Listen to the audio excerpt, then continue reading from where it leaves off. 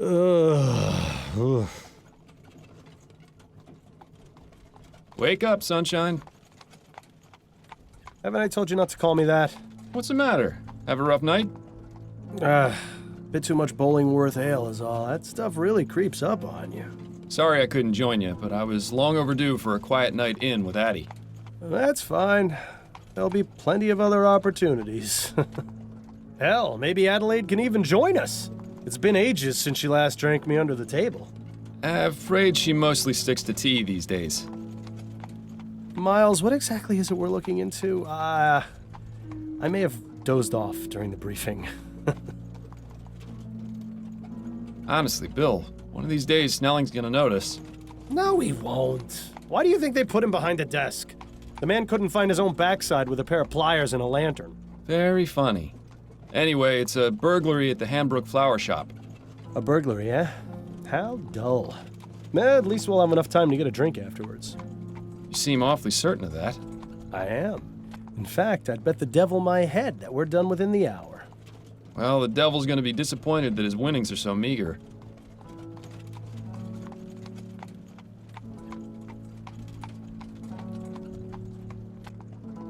Ah, we've arrived. After you, Bill.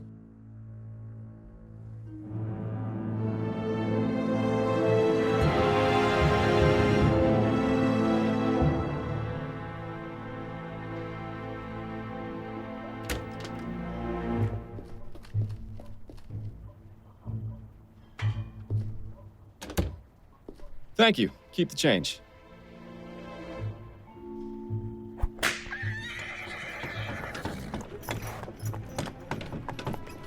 And so, our night of excitement begins. You, more than anyone else, should know that there's rarely a dull night in Chumley. I have a feeling tonight will be the exception. Until we get to the pub, that is. Keep your mind on the case, Bill. Now let's get a move on.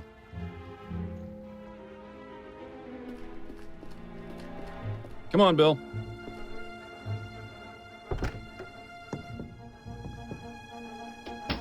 Charming little place, isn't it? Charming, but empty. We need to find the owner. Always so to the point, Fordham. If ever there was a better time to stop and smell the flowers. I think I'll leave that to you, Bill. With my allergies? Hardly.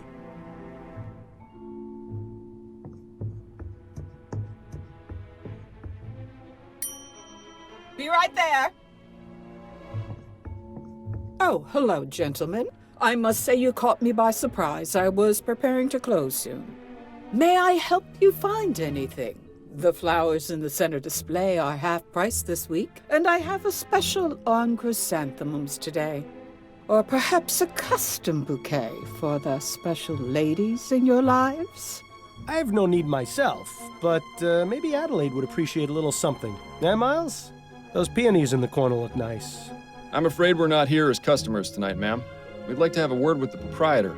Is he in? I see. I am Cecilia Hanbrook, and this is my shop. What can I do for you, gentlemen? I'm Detective Miles Fordham, and this is my partner, William Legere.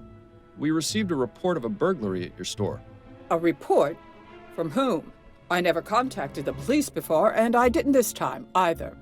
It was made anonymously, but are you saying this isn't the first time it's happened? Correct. It's happened 3 times. But considering the police hardly care about the daily muggings and vandalisms around here, I didn't think they would be interested in something so trivial. Well, we're here now, and we'll do all we can to help you. We'll have to see about that. If you wouldn't mind, Mrs. Hanbrook, I'd like to ask you a few questions. Very well, Detective. Could you give me the details concerning the burglaries? About 3 weeks ago on Monday, I noticed that my order of Easter lilies was missing. At first, I thought nothing of it. Sometimes certain types of flowers are unavailable or arrive in poor condition. These things happen. Then 2 weeks ago on Wednesday, it happened again. But this time, I noticed something rather odd. Go on. When I opened the shop, there were 6 crowns and 10 shillings on the counter. That's exactly the cost of 2 orders of lilies. Last Friday, it happened yet again. The lilies were missing, and there was payment for 1 order on the counter. I believe that someone has been breaking into my shop after hours, taking the lilies, and leaving money behind. How unusual.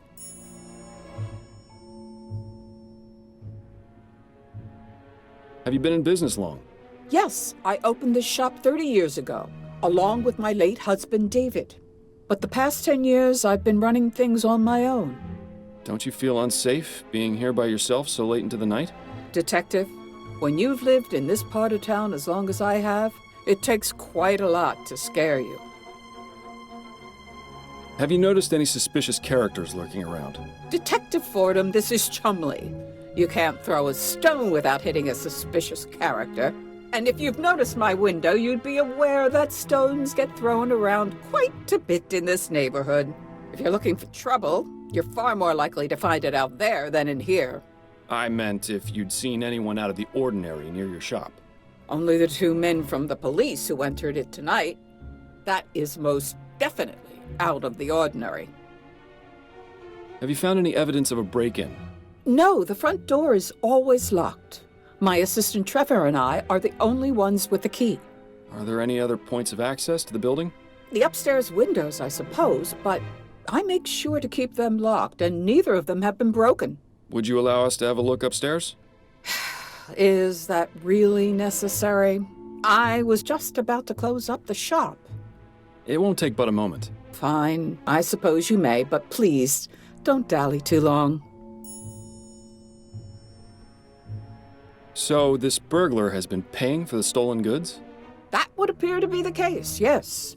I really don't think this could even be considered a crime. That's one of the reasons I didn't bother reporting it to the police. And the other reasons? Oh, I think I've already made those quite clear, Detective. You mentioned your assistant has the other shop key. What can you tell me about him? His name is Trevor Hastings, and he has been working for me for the past 10 years. Do you trust him? Implicitly. I've known him for ages, and he has been my full-time assistant since shortly after my husband died. You're not suggesting he had anything to do with this, are you? Not at all. I would like to speak with him, though. Where might I find him? It's Friday, so he should be on his way back from the docks right now. He'll be bringing my flower order within the hour. Good. We'll meet him here, then. If that's all right with you. I suppose I don't really have much of a choice, do I? I think that's all the information I need for now. All right, Detective.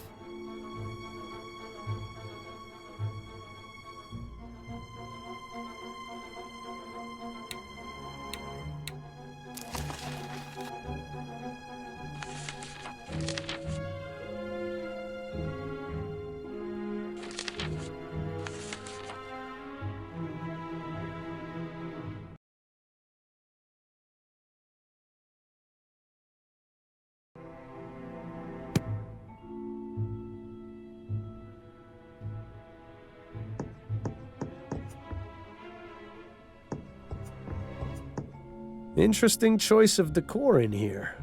Perhaps it wasn't always used as a storeroom, although I can understand why it would have been converted. Yeah, it is rather drafty in here. I don't think this window would serve as a viable means of entry. It's a nice view, though. You can hardly see the vomit and manure piles on the street from up here.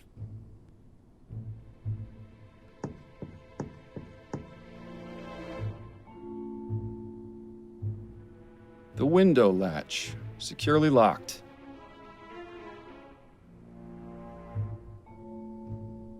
Interesting. There's a gap between the window and the frame here. No wonder it's so drafty in this room. I wonder. What are you thinking, Fordham? That it's time for an experiment. I'm going to need a tool, however. Something long and thin should do the trick. Shouldn't be too hard to find something like that around here.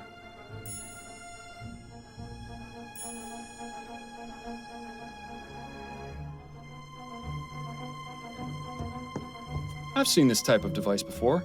It's a special container for growing plants. Specific temperature and water conditions can be adjusted. Seems to be empty right now, though, and judging by the dust, it hasn't been used in a long time, if ever. It seems Mrs. Handbrook isn't too fond of steam tech, or just doesn't understand it. Fascinating device, although it has nothing to do with...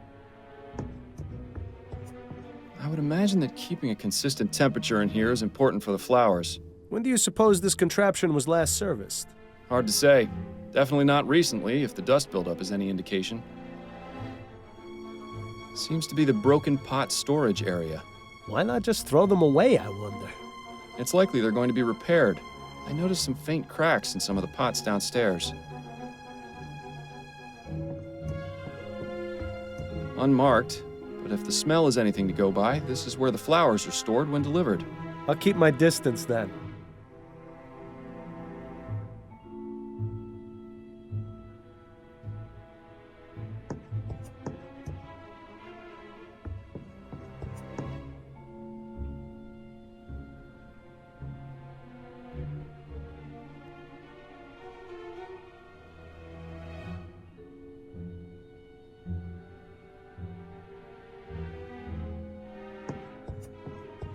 This is quite the selection. Come over here and take a whiff, Bill. Sure, if you don't mind me getting snot all over your coat. Oh, no, not the Myers case all over again. On second thought, you can just stay over there.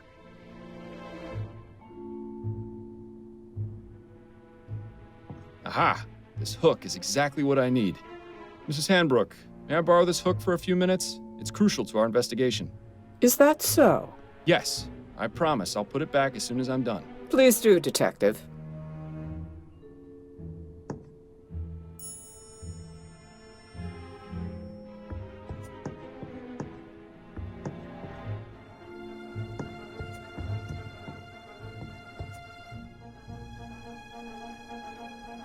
Good.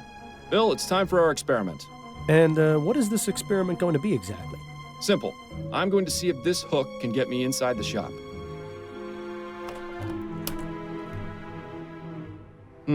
Rather dark out here. Watch your step then. This experiment of yours isn't worth a broken neck. I'll be fine. Now then, could you please close and lock the window, Bill?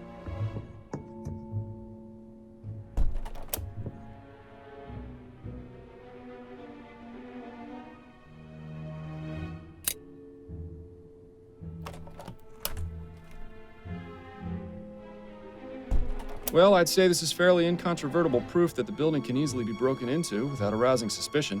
Where'd you learn how to do that anyway? You taught me, remember? Nah. Are you sure it was me? Positive. We were a few pints in at the Angel about 5 years ago, and you decided I should learn how to pick locks. What else have I taught you how to do while drunk? That would be telling.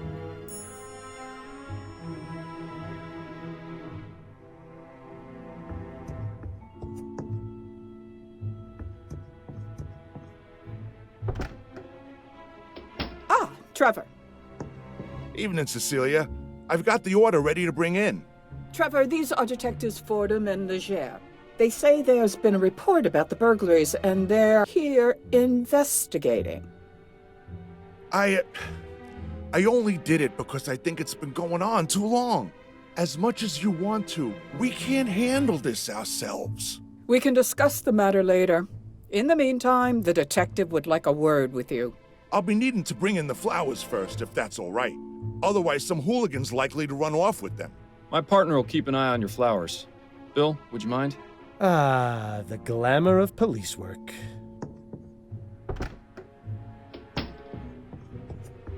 Now, Mr. Hastings, if I could ask you a few questions? Go on, then. What can you tell me about the recent burglaries? I wish Cecilia had contacted you lots sooner. She's a damn fine woman, but sometimes I think she'd rather jump in a rose bush than ask for help. Had to take matters into my own hands. This needs taken care of, and we can't do it on our own, as much as Cecilia would like to. Anyhow, alls I know is someone's been making off with some flowers and leaving money behind. No idea who it could be, how they're getting in, or why they even bother paying. In my day, if you robbed a place, you did it the right way. It's a sad state of affairs when even burglars don't do their jobs correctly. Do you have much experience with burglary, Mr. Hastings? Now, I never said that, Detective. Have you noticed anyone or anything suspicious around here recently? Nothing but the usual roughnecks, ragamuffins, and drunkards. Like I said, it's a real mystery. Could you walk me through the process of your deliveries?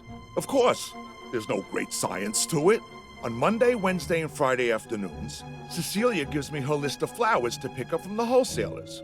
I head over to Gascone around sunset when they get their shipment, and I give them her order. They load up the crate, I pay for it, and then I lug it back here. How long does that take?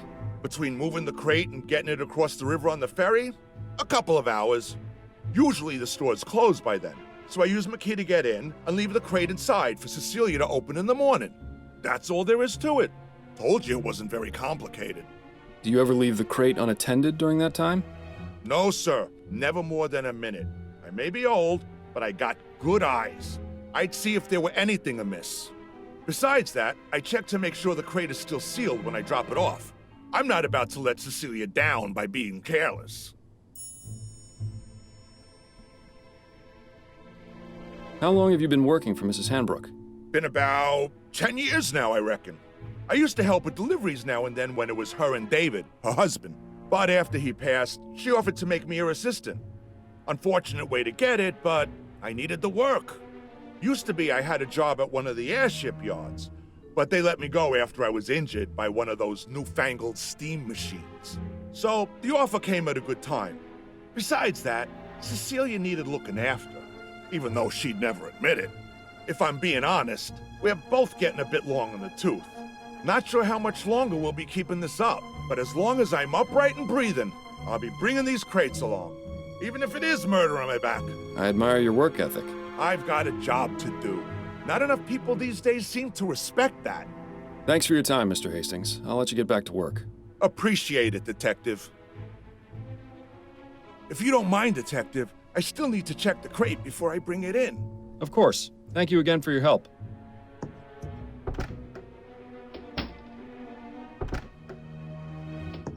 Learn anything? Possibly. I may have an idea. Ah, you're being cryptic. That's always a good sign. But if you've got a plan, let's talk about it. Got a minute, Bill? For you, Miles, I've got 5.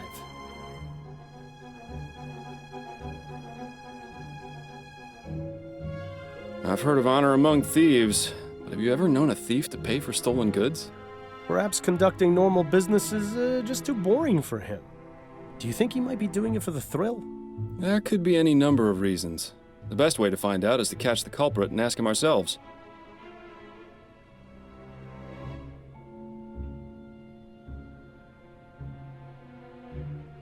What's your impression of dear old Mrs. Hanbrook? I like her. Good old-fashioned, tough-as-nails Chumley woman. Reminds me of my mother. Your mother was never quite so stubborn. Why do you suppose she's so reluctant to accept our help? It's a chum thing, Miles. You wouldn't understand. Any thoughts on Mrs. Hanbrook's assistant, Trevor? Yes, I feel sorry for him. Why? He seems to enjoy his work. Nah, it's not that. He's obviously smitten with Mrs. Hanbrook, but she won't give him the time of day. What? You only saw him for a few moments. How in the ether did you get that impression? The way he looked at her, the way he spoke when he confessed to contacting the police. Shall I go on? No, that's fine. I see what you mean. Really, Miles? You'd be surprised what you can learn from people if you just look at them. Why bother doing that when I've got you to do it for me? Let's get back to it. All right.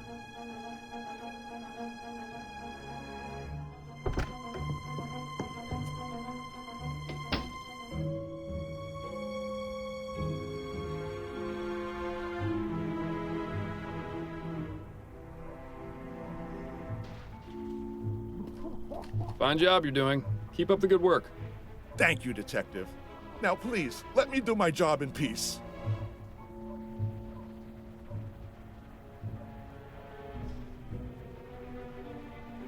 Looks like they've had some trouble with vandalism. Pretty much every business in this part of town has.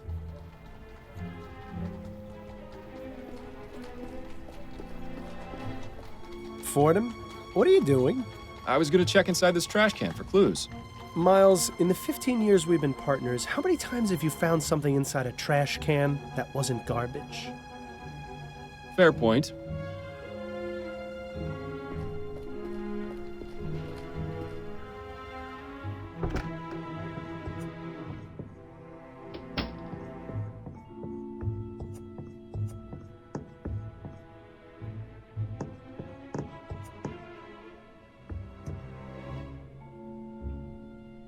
Lamplight City, in all her glory.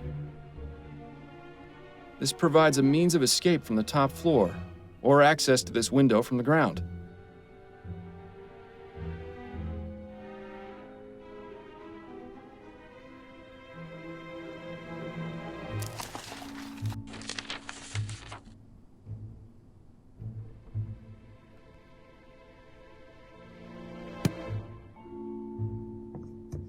Bill?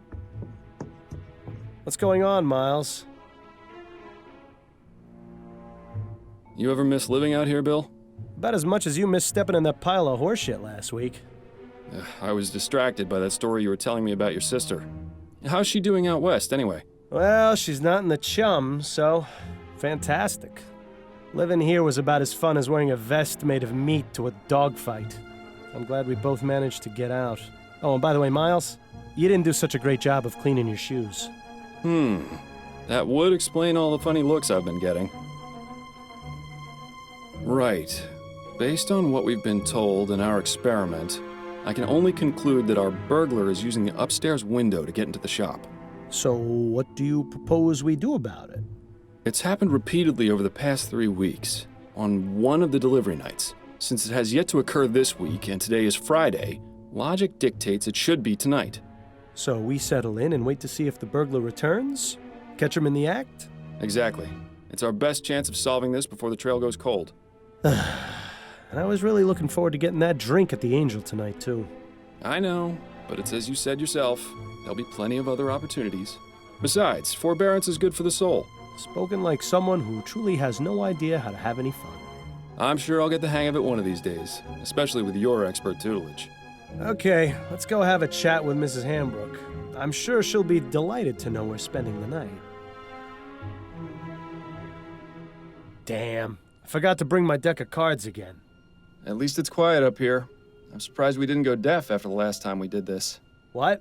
I said... Oh, right. Your sense of humor remains on point. Miles, have you ever considered leaving all this behind? What, you mean quitting the force? The force, the city, going off and seeing what else is out there, you know? I'd miss it too much. Wouldn't you? I was thinking I might visit Harley out west. She makes it sound like a dream in her letters. Wide open spaces, fresh air. I know I'm a city boy and would probably miss New Britannia's filth and squalor after a week, but... You should do it. A change of scenery never hurt anyone. Plus, it's much easier for you than it is for me. I've got a family to consider, after all. Ah, right. Oh, no, I didn't mean it like that, Bill. It's just... Shh. I think I heard something.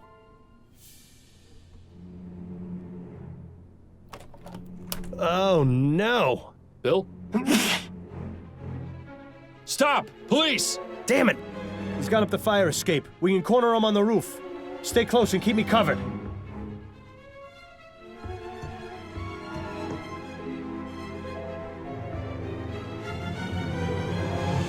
Bill!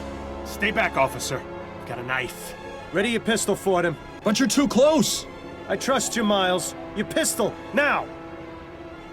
There's really no need for this, officer. I respect your desire to uphold justice. Mine is more important. If you let me go, I won't come back. And we can all forget this ever happened. Don't listen to this lunatic, Miles. Take your shot before things get worse. Look, we've caught you red-handed. Put down the knife, let my partner go, and give yourself up. No! I'm not going to jail. Do you know what they do to people in there? Yes, I do. If you cooperate, I'll see if I can get the judge to ease your sentence. I appreciate your tactics, Fordham, but this really isn't the time.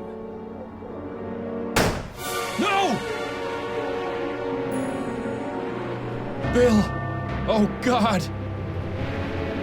I am so sorry, my friend. I am so sorry.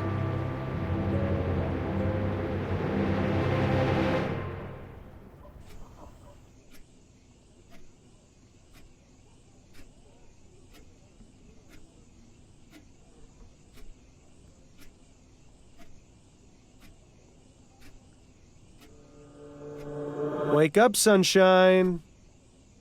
I thought that's what I called you. What's the matter? Have a rough night? overdid it on the soporific. Why do I feel like I've had this conversation before? I'm just glad you're in the mood to converse again. Seriously, you took so much of that snake oil last night, I was starting to think you wanted me quiet for good. It's no personal slight. I just need some quiet time, or I'll go insane. I get it. We all need our space. I know it's not easy, but there's really no need. Not easy. Bill, I've been hearing your voice since you died. You don't shut up unless I take that accursed medicine. I'd say that qualifies as a bit more than not easy. Yeah, well, how do you think I feel? You think I enjoy being trapped here, listening to you whine about how hard your life's become? You at least still have yours. If you're just as miserable, why don't you just go away and leave me in peace? Believe me, I wish I knew how. But the bottom fact is, you're stuck with me. So you can either keep living this way and ruin your life even more than you already have, or you can do as I've told you and try to figure out a way to let me move on.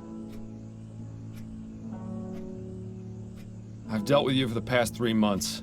I can keep doing it. Yeah, and with the way you've been going, you'll end up like me sooner rather than later. So then it's back to your oh-so-clever plan of tracking down the burglar from the flower shop? Yes, exactly. I still don't get how that's going to help. I can understand your confusion, considering it was you who killed me. But the point remains. You wouldn't have been in that situation in the first place if not for him. Once the criminal has been caught and is in custody, we'll both get what we want. Revenge? More than that, you'll have that elusive thing you always wanted to give others. Closure. You do realize the trail's pretty much frozen at this point. Our man has seemingly vanished into the ether.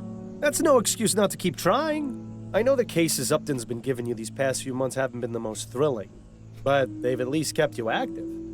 So just keep at it. Something has to turn up eventually. Unless, of course, you want to wind up in Riverview Asylum. And if that happens, I'm really not going to keep quiet. Fine. Good man. Now, I suggest you stop talking to thin air, or Adelaide's gonna start wondering if you've gone mental. Or just maybe, she'll stop wondering. Very funny.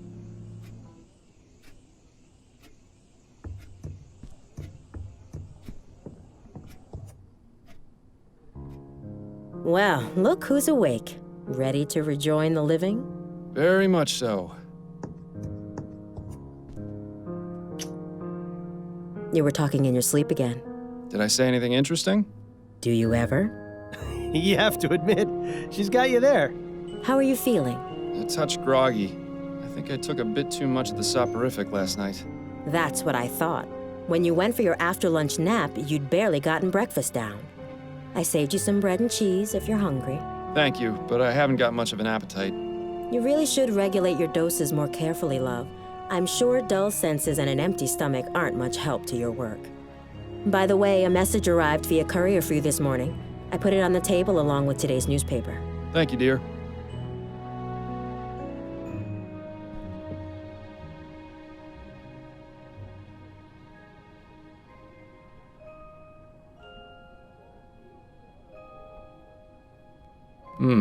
Upton says she's got a big case for me.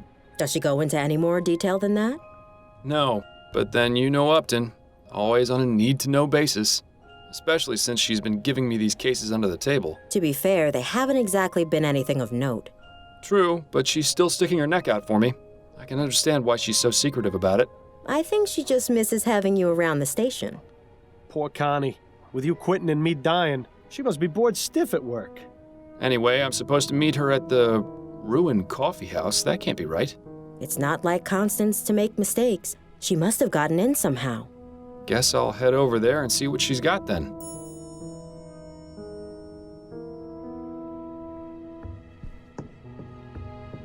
Time for me to get some things done. Don't work yourself too hard, dear.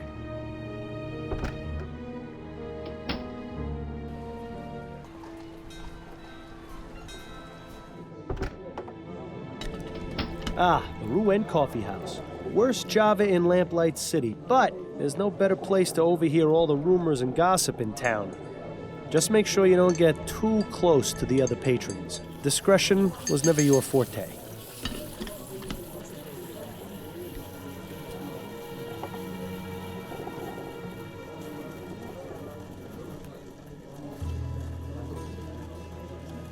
Best avoid that one.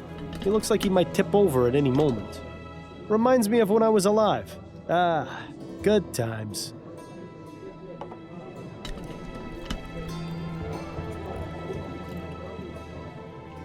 If it isn't my old friend, up to no good. Hello, Fordham. It's good to see you. How did you get them to let you in here? It's rather simple, really. The owner and I have an understanding. He pretends women are allowed in coffee houses, and I don't report his unsavory business practices to Chief Snelling. Sounds like a good deal. What sort of unsavory business practices are we talking about? Oh, we haven't got time to get into that now. But take some advice. Don't order anything that isn't water.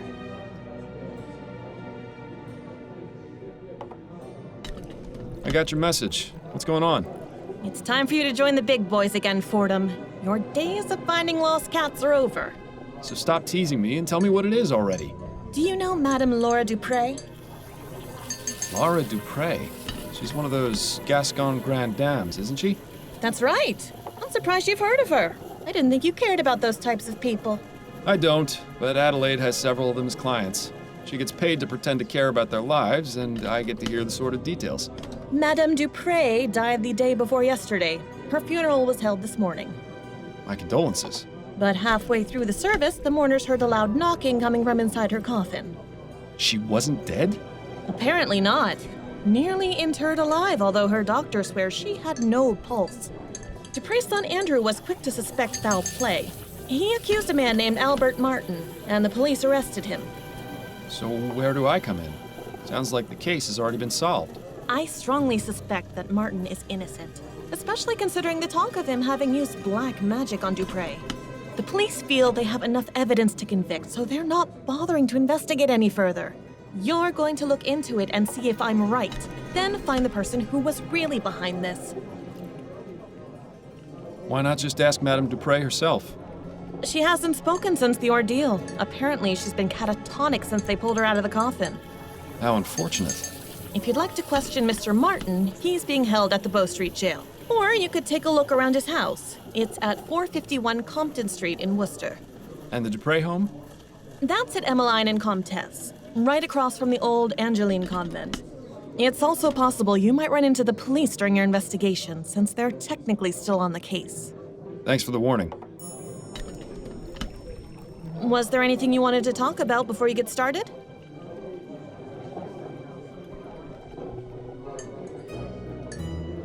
No, I'll come back later if I need anything. All right then. Good luck. Well, I'm not entirely sure how this is going to help you find the flower shop burglar, but I suppose freeing an innocent man is a worthy diversion.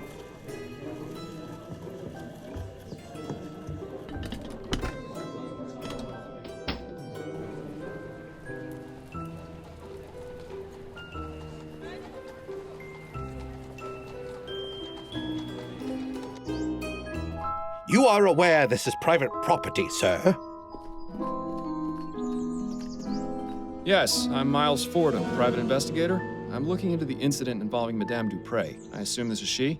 You assume correctly, Mr. Fordham. My apologies, but I thought the police had already made an arrest. That's right, but there's still some doubt as to the man's guilt. May I ask your name, sir? I am Dr. Fellows, Madame Duprey's private physician. I'm afraid she is in no state to be answering questions at present. Are any other members of the family home? Her son, Mr. Montgomery, is in the entrance hall. I had to give him a mild sedative to settle his nerves, but he should be all right to converse. Then if you don't mind, I'll have a look around. Her eyes are glazed over and she's got a vacant, expressionless stare.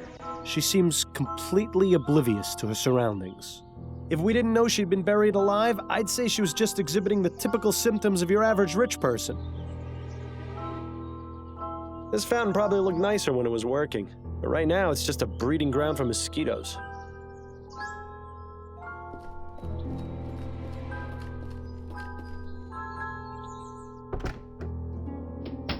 Oh, hello. Are you the new servant? No, I'm Miles Fordham. I'm a private investigator looking into your mother's attempted murder. How did you know I was her son? Oh, of course. You must have sensed it with your detective's intuition. I should have guessed by that giant head of yours. Are you feeling all right, Mr. Montgomery? Yes, I'm fine. Much better than when those pesky police officers were snooping around earlier. But I like you, Mr. Fordham. I can already tell you're not like them at all. Please, call me Andrew. Yes, well, I'll have a look around and I may need to ask you some questions. Do you think you can handle that? I can. In fact, I really look forward to it. If the good doctor gave him a mild sedative, I'd hate to see what the stuff you take would have done to him.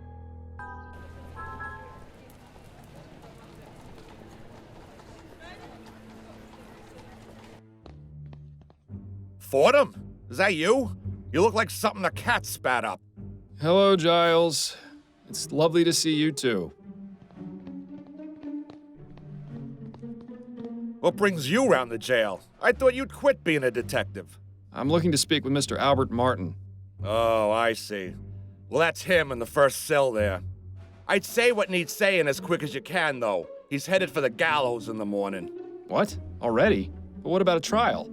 No trial necessary when there's black magic involved. This little half-breed's already sealed his fate. Such a charming fellow, isn't he?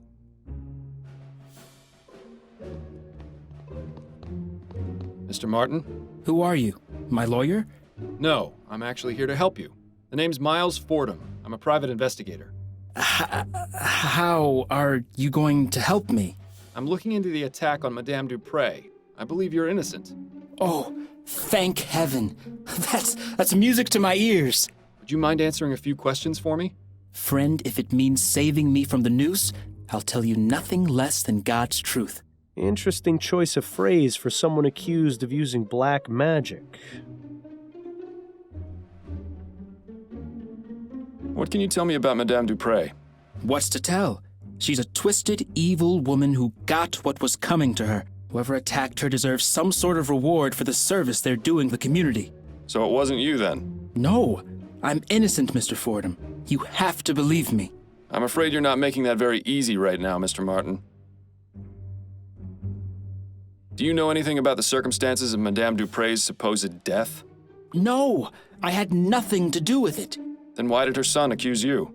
Probably because he's just as ignorant as she is. What I meant was, how did her son know to accuse you? Have you had any contact with the family before? Yes, you could say that. Uh-oh. That gleam in his eye says it all. You see, I'm involved with Duprey's daughter, Juliet Montgomery. Duprey doesn't like that one bit. She even threatened me once. Is that right? Yes. She might have everyone else fooled, but that woman is the devil incarnate. I can't understand how something so heartless and cruel could have spawned someone as pure and, loving as my dear Juliet. He's not really helping his case much, is he?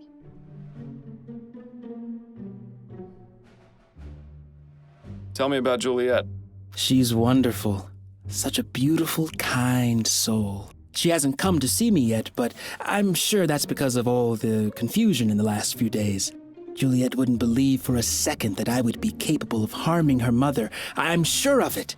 How did you two get involved? We met at the university. Your classmates? Hardly.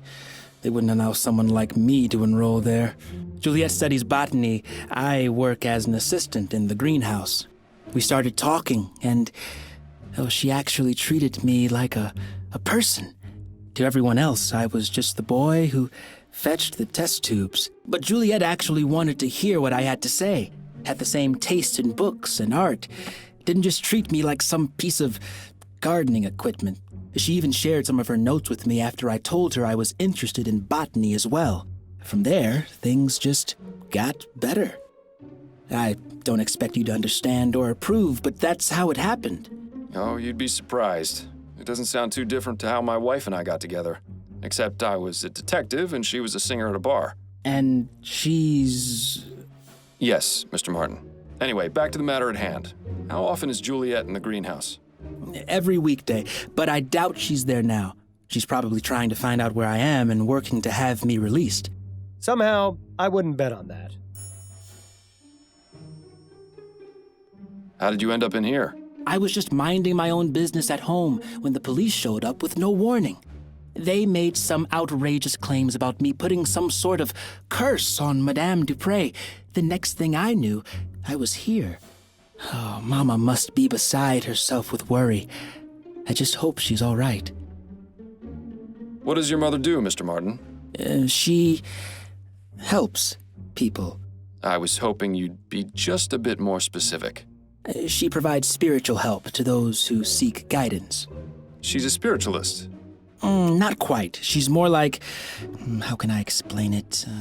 You know how a priest holds mass to spread the word of God to the people?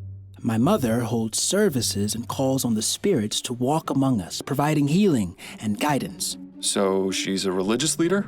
If you want to give her that title, it would be the most appropriate. And does this religion of yours have a name? You'd probably know it as voodoo, but it doesn't mean what you think it does. People are so quick to judge and portray us as evil when they have no idea. So you practice voodoo, do you? Are you making fun of me, Mr. Fordham? No, of course not. Apologies if it seemed as though I was. It's just that the police are convinced that black magic was involved in Madame Duprey's apparent death. That's because that idiot son of hers knew about my mother, and like all bigoted fools, assumed that we're involved in devil worship and the black arts. But I can assure you that this is most certainly not the case, Mr. Fordham. Of course, I didn't mean to imply. Just forget it. That's all for now. Wait, before you go, would you do me a favor? Would you go see my mother at our house and give her a message? You're at 451 Compton Street, right? Yes, that's right. Could you tell her I said St. Roch's dog is barking? I suppose I could do that, yes. Oh, thank you. Whatever happened to a simple I love you?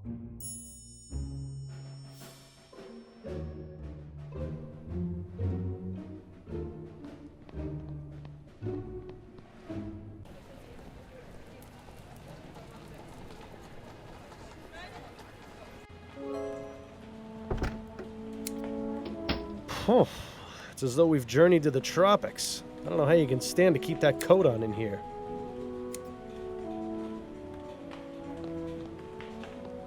Pardon the disturbance, but are you Juliet Montgomery? I am. And you are? Miles Fordham. I'm a private investigator looking into the events surrounding your mother's attempted murder. Ah, of course. Have you got time to answer some questions? Yes, that shouldn't be a problem. What can you tell me about Albert Martin? I'm not quite sure where to begin. Why not start by telling me what your relationship with him was? We met here at the greenhouse. He was working as an assistant, sweeping and cleaning and fetching things for the students. My focus was on academics, naturally. I wasn't too interested in romance. In fact, I've had to turn away nearly every single one of my classmates. But with Albert, I found myself intrigued. I noticed him stealing glances, lingering just a bit too long after bringing over a book or flask, sweeping the same patch of floor near me over and over again. It wasn't too long before I had him bringing me tools and equipment, regularly. I see. Mother was an absolute terror when she found out. Do you believe Mr. Martin did what he stands accused of? I'm not entirely sure. It doesn't seem like him, but Albert can be quite passionate. If the police believe he's to blame, then they must have a reason for it. It wasn't any secret that he hated Mother. Perhaps I should have ended things sooner. It was satisfying to know that Mother was displeased, but I never imagined it would lead to something like this. Well, it's nice to see she's all heart.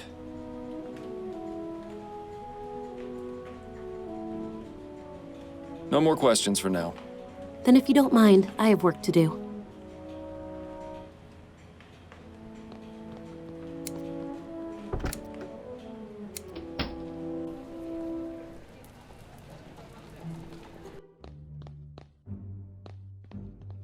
Could I ask you some more questions, Mr. Martin? It's not like I'm going anywhere. Albert, did you hate Madame Duprey? The woman is cruel, sadistic, and bigoted. when she found out about my relationship with Juliet, she sent me a letter threatening to have me killed if I got near her house or her daughter. So yes, Mr. Fordham, I hated her, but even so, I love her daughter. I wouldn't be so cruel as to take Juliet's mother away from her, even if she hated her too. I beg your pardon? Juliet and her mother didn't get along at all. I never asked why, but it was obvious there was something going on. Intriguing. That's all for now.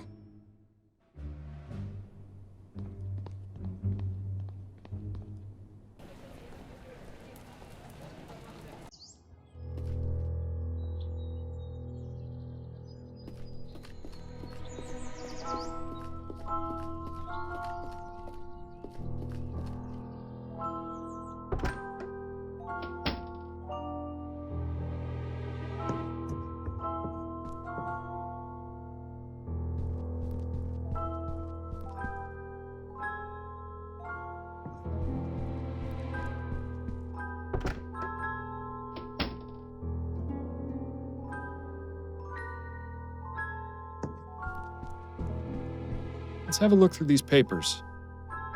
Aha, what's this?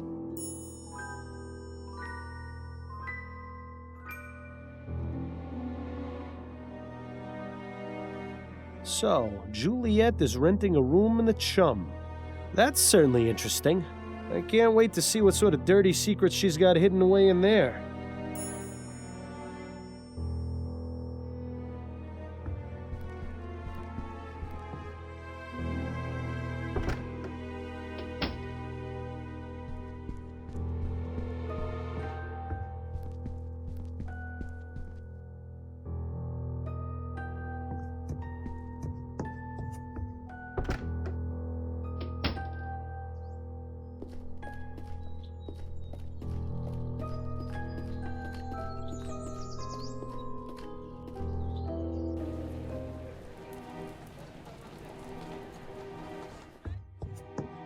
Egad! Is this someone's room or a jungle? Quite a fascinating array of plants in here, not to mention the machinery on the table. Seems like Juliet is very interested in getting extra credit.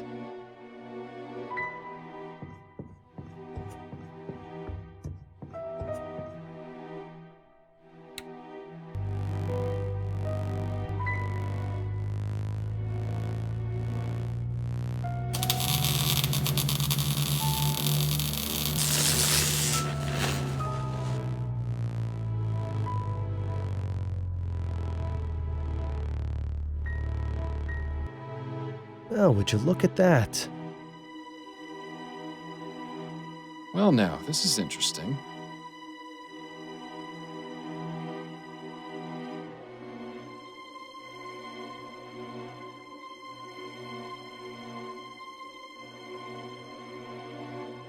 Just a bunch of technical nonsense. I can't understand a word of it.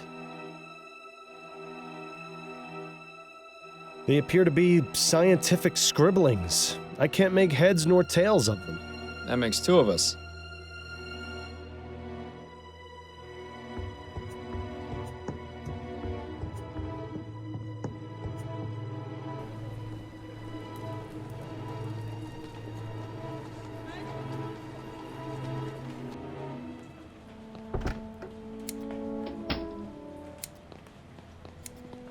Hello again, Miss Montgomery. Mind answering a few more questions? Hello, Mr. Fordham. Not at all.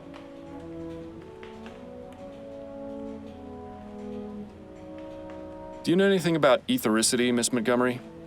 You surprised me, Mr. Fordham. I had no idea someone of your profession would know or care about something like that. I've found that it pays to be open-minded. To answer your question, yes, I am familiar with the theory of ethericity. In fact, it's recently become a focus of my studies. Despite what the newspapers have been reporting, it's already possible to access it in small quantities from the air around us. Have you conducted any experiments? No, my research has been purely theoretical. I don't have the means to do anything practical, I'm afraid. Deceiver, dissembler, her trousers are alight. I can't understand why Juliet might not want to make her research public, though. Miss Montgomery, please don't lie to me. I know you've been conducting experiments with ethericity. I've seen the room you're renting on Forest Lane. What? But how?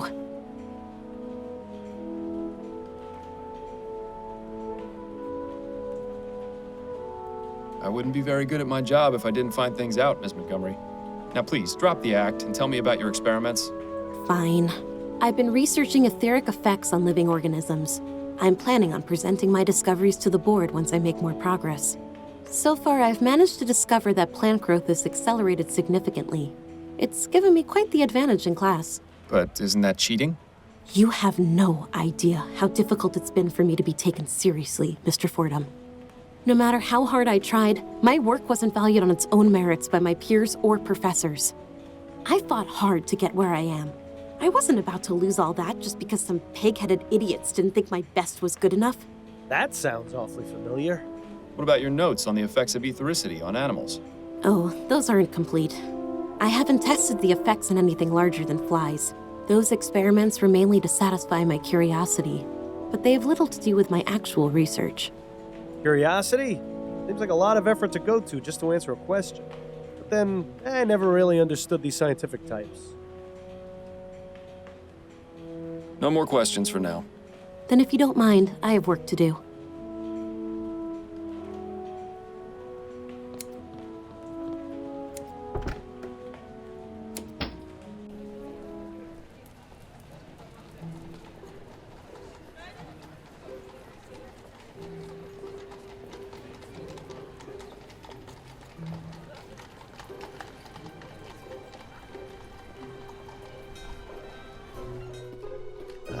Compton Street.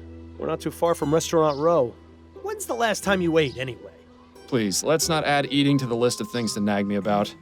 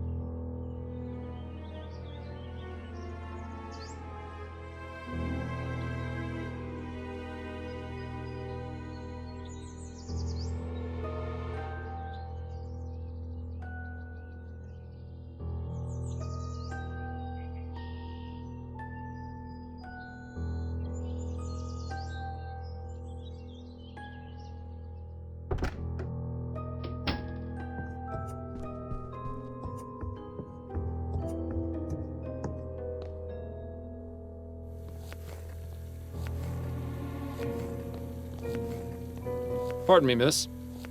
What? Who are you? I'm Miles Fordham. I'm investigating the attempted murder of Madame Duprey. Oh, I'm sorry, sir, but I'm very busy. I can't help you. Do you know anything about what happened to Madame Duprey? No, I don't. Please leave me to my work. I shouldn't be talking to you. All right, I'm going.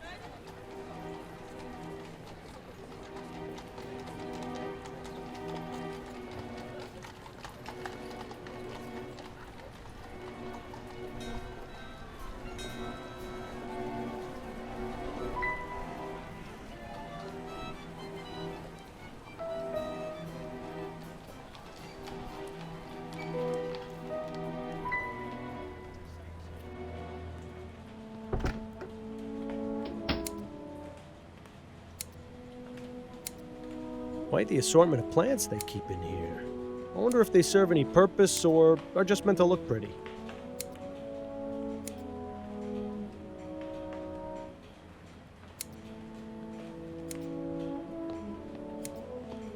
Hello again, Miss Montgomery. Mind answering a few more questions?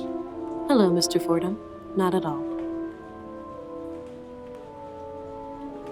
Do you know anything about the events leading up to your mother's premature interment? No, it was a complete shock. Mother seemed to be perfectly healthy and full of life. Then, without warning, she was dead. Or so we thought. I take it you were glad to be wrong? What a ridiculous question. Of course I was.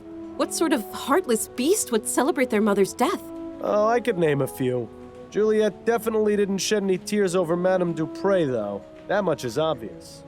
Miss Montgomery, you don't have to lie to me. I'm not going to assume you tried killing your mother just because you weren't upset by her death. I felt terrible about it. You have to understand, I didn't want her to be dead. I just felt a sense of relief. Please, don't think me a horrible person, Mr. Fordham. It's just that Mother and I aren't currently on the best of terms. Why don't you and your mother get along? We've never completely seen eye to eye on anything. She always disapproved of anything I did. When I was younger, she used to forbid me from speaking to the servants. I saw no harm in a kind word or smile, but she warned us that if we were too familiar, they would take liberties. Then when I declared my intentions to pursue academic studies, she really went livid. In her opinion, a university education was tantamount to a chastity belt.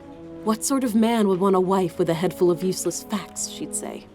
Personally, I've always found intelligence to be quite attractive. I'm not sure how she managed to find out about Albert and me, but when she did, she nearly had a conniption. As I'm sure you can understand, the situation at home has been less than perfect in the last few months. I'd really rather not dwell on it. You mentioned you were friends with the servants. Yes, that's right. I didn't care that they worked for us. Everyone needs a friend. Did your mother ever mistreat them? Mistreat? No, I wouldn't say so. She was always very stern, though, and quite cold. If they ever shirked their duties or misbehaved, they were punished, of course, but nothing out of the ordinary that I ever saw. Most of the servants are my friends, but I'm closest with Amelie, the kitchen maid. Mother wasn't too happy about that.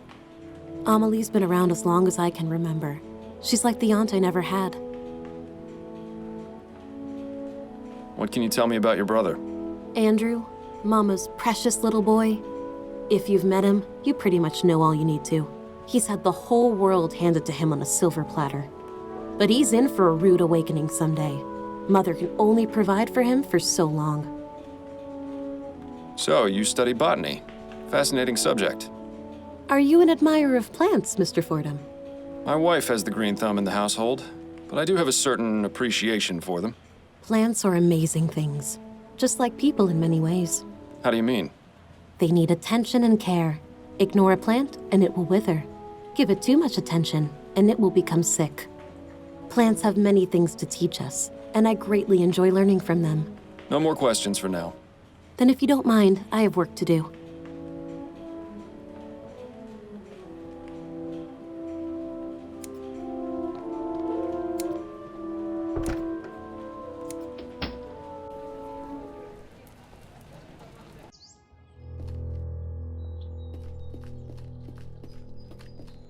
Doctor, may I ask you a few questions? Please be my guest. Tell me about Madame Duprey. She is a great woman and a pillar of the community. I cannot imagine why something like this could happen to her, or how someone could be capable of such a barbaric feat. Though this ordeal has been terrible, I am confident she will overcome. The power of her physical constitution is surpassed only by her strength of character. You think he'd say the same things if he wasn't on her payroll? I highly doubt it. What were the circumstances surrounding Madame Duprey's supposed death?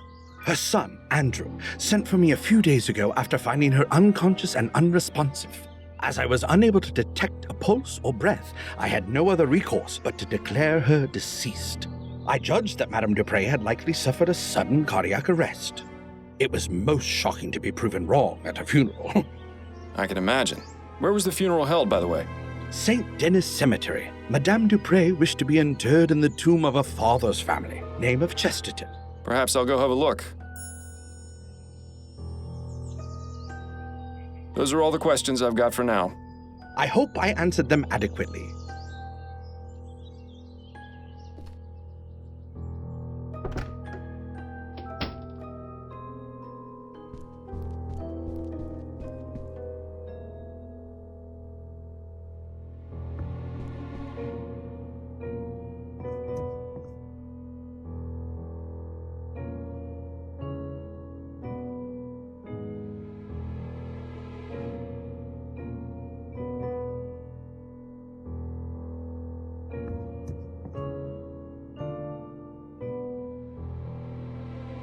These should be useful. Dr. Tennyson's Vigor Pills. These would make a sloth act like a hummingbird.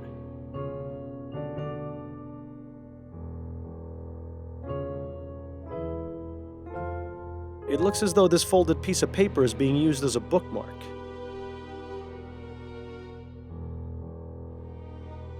I hope remembering what page they were on wasn't too important. Looks like it's a letter for Andrew.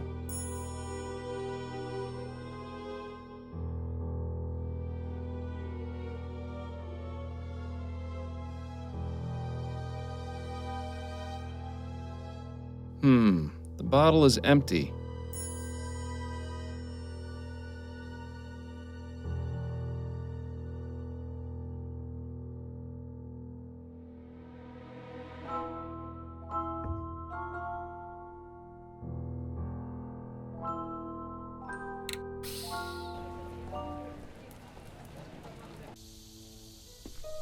Ah, St. Denis Cemetery.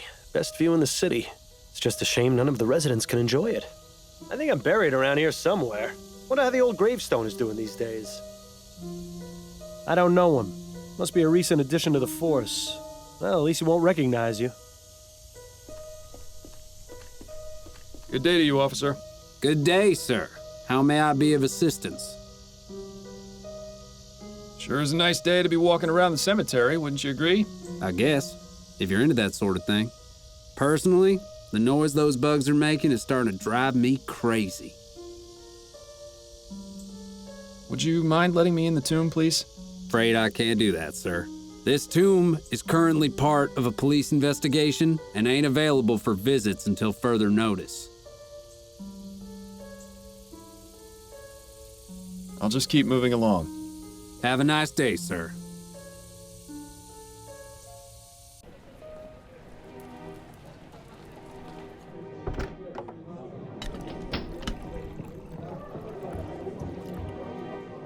Can we talk? Go on, I'm listening. I wanted to go over the case with you. Okay, what have you got? What do you know about Madame Duprey? Only what I've read about her in the paper. She's been married thrice, which I can empathize with, and she's extremely rich, which I can't. What makes you think this Martin fellow is innocent? The fact that the only evidence is the word of Duprey's son. I've seen this sort of thing thousands of times, and I'm sure you did too. They're just looking for a scapegoat. You're the only person I know who can put it right. Upton's intentions are noble, but she has to realize this is just a drop in the ocean.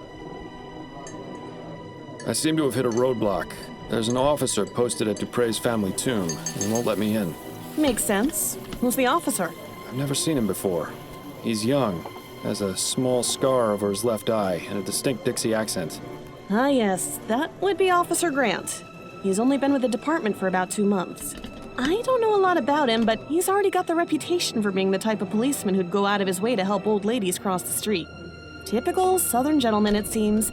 Perhaps you can use that to your advantage? That's enough about the case for now.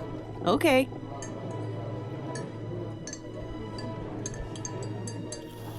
That's it, I think. Then you'd better get back to it.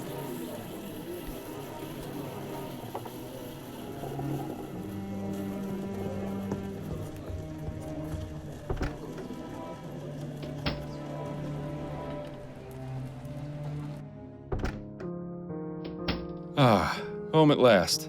Good to see you've made it back in one piece. So what's this big case Upton's got you on? Another missing pet? If only. A Gascon Grand Dame was attacked and almost interred alive. You mean Madame Duprey? The one whose obituary was in the paper? The very same. Goodness, that does sound serious. Tell me if there's anything I can do to help. I know you haven't been feeling your best lately. You're always a help to me, Addie. Though I assure you I have this well in hand. I certainly hope so.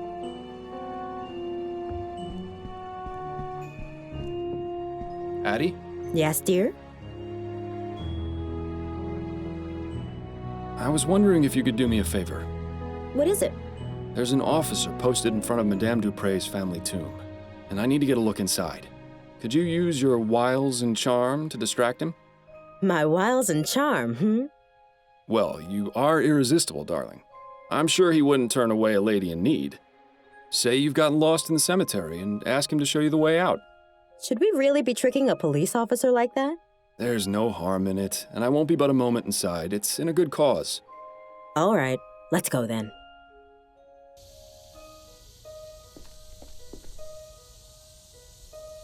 Excuse me, officer. I was wondering if you could help me?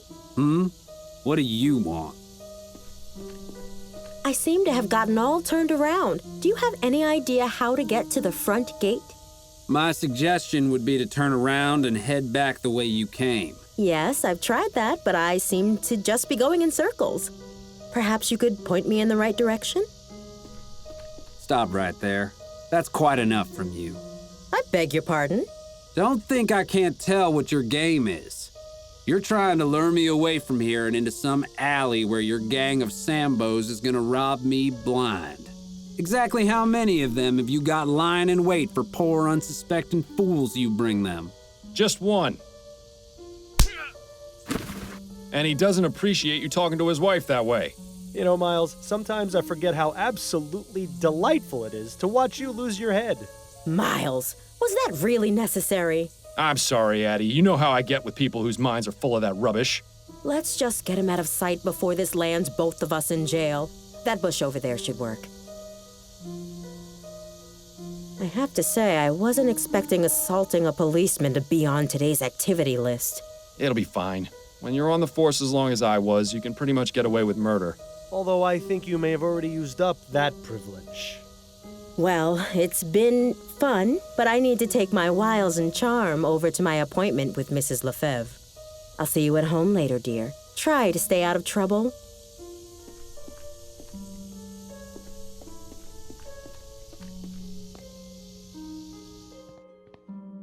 What a dramatic statue. I'm rather surprised no one has defaced it. Hang on. You don't suppose this is...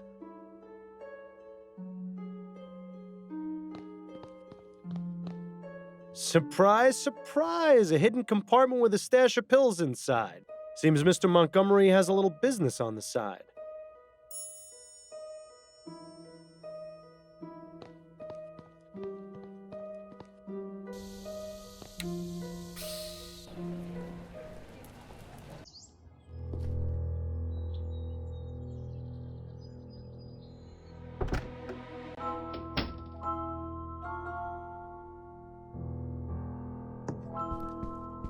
I have some questions for you. Oh, goody. You'll never believe what I found in your family's tomb.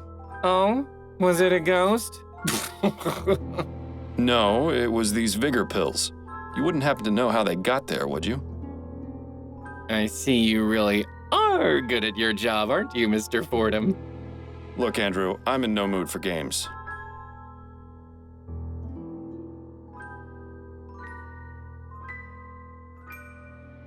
I'm willing to overlook your unlawful activities in exchange for your cooperation. Fine, but you have to understand, I'm not exactly feeling myself right now. I understand perfectly, which is why I need you to take one of these pills. I suppose one would help. Thank you. My goodness, I always forget how fast those pills work. My heart is racing. You said you had questions, didn't you? Well, go on, ask them already. We mustn't waste any more time.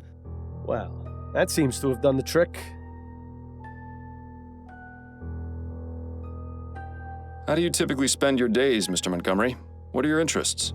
I study pharmacology at the university. I'll be graduating next year if all goes well. I just hope Mother has recovered enough by then to understand what's going on. She and Jean were so proud of me when I started university. I'd be so disappointed if she couldn't see me finish. I take it Jean is your stepfather. He is. Mother married him 5 years after my father died of consumption. My condolences.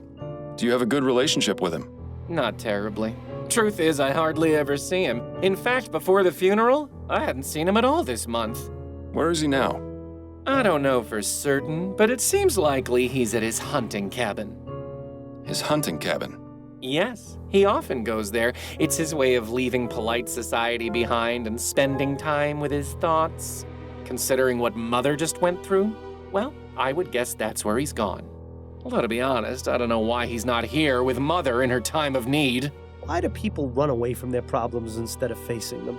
Why, Miles? Do you know where this cabin is? Afraid not. I don't share his passions, so I never cared much to accompany him on his outings.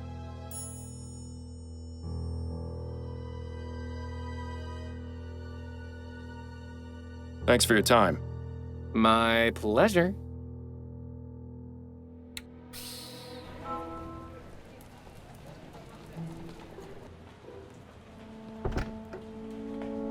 Quite the assortment of plants they keep in here. Hello again, Miss Montgomery. Mind answering a few more questions? Hello, Mr. Fordham. Not at all. Is there anything you can tell me about your stepfather, Jean? He's a kind man. I don't really see him too often. He seemed rather upset at Mother's funeral, but I can't help but wonder if he feels the same way as I do about her death. What do you mean? Just that I get the distinct impression that he and Mother's marriage isn't as perfect as they'd like it to appear. I'm starting to sense a trend here. Your brother told me that Jean enjoys hunting. Do you know where his cabin is? Yes, it's in Fenton Swamp. I went out there with him a few times, but I didn't really enjoy it.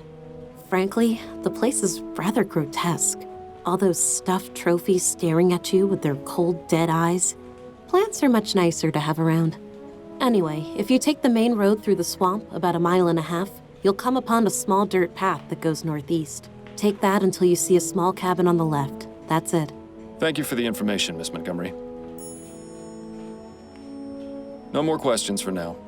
Then if you don't mind, I have work to do.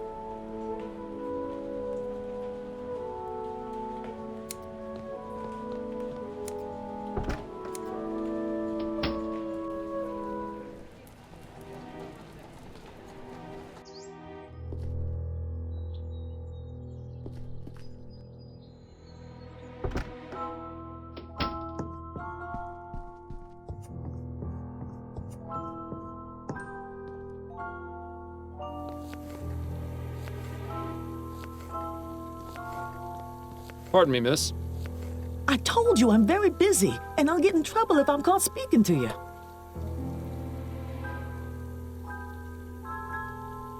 Amelie, please. I need to know what you know about Madame Duprey. What? How did you know my name? Juliet told me about you. Miss Juliet? Yes, I spoke to her at the university. She mentioned you two were friends. Yes, that's right. She's always been so good to me. Look, Amelie, I'm just trying to get some information. And I have a feeling you can be very helpful if you just let me talk to you. All right, fine. But do it as fast as you can.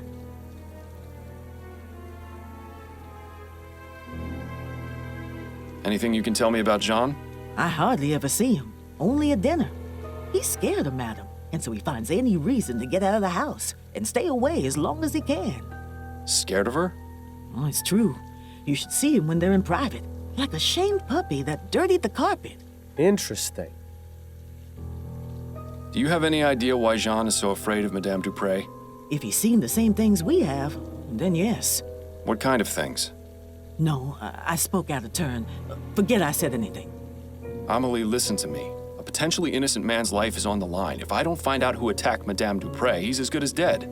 So if there are any facts or details you know that I don't, you need to tell me. I can't. You can. I'm not with the police. If Madame Duprey did something wrong, I'm not going to look the other way. Trust me, I'm on your side. Madam beats the servants. I think she even does it for fun. I hear the screams sometimes. I don't know how anyone else in the family doesn't. Maybe they do and just ignore it. I don't know. But if Mr. Duprey knows what she do, it explains why he's so scared of her. Did Madame Duprey ever abuse you? No, I was lucky, but some of the others weren't. Like who? I need details, Amelie. The old gardener, Guy Dumas, and one of the maids, Celine. I saw Madame going after them the most. Don't know what they did to deserve it, but I would see her walk by in a rage, whip in one hand and a book in the other. A book? What book? Oh, I don't know. I can't read, so I don't know what it said on the cover. But it's the same color as the stew spice I always use. Don't know what she used it for, but she always had it with her, just before a beating.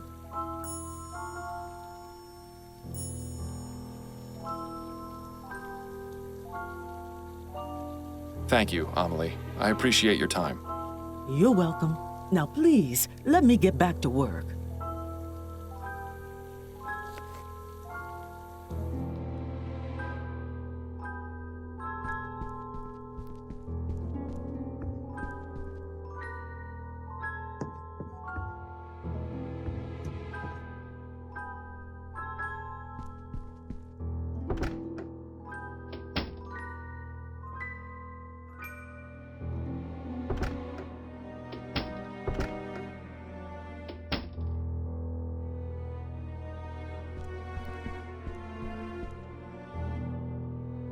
Well, this should be the book Amelie mentioned. Well, what have we here? A whip. And it has dried blood on it. How ghastly. This house is just full of secrets, isn't it?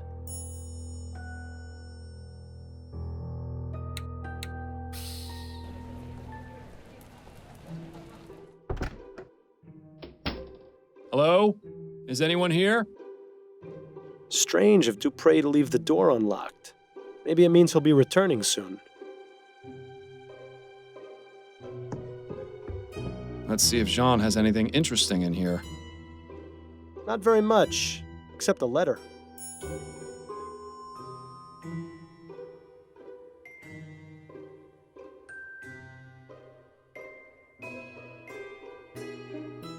One of the guns is missing. Jean must be out using it currently.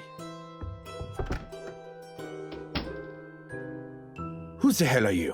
What are you doing in my cabin? Jean Duprey, I presume? Yes, that's right. Who are you? Miles Fordham, private investigator. I'm looking into the attempted murder of your wife. Oh, yes. Yes, of course. Forgive my rudeness, but you startled me. Perfectly understandable, Mr. Duprey. This is a man whose bark is most definitely worse than his bite.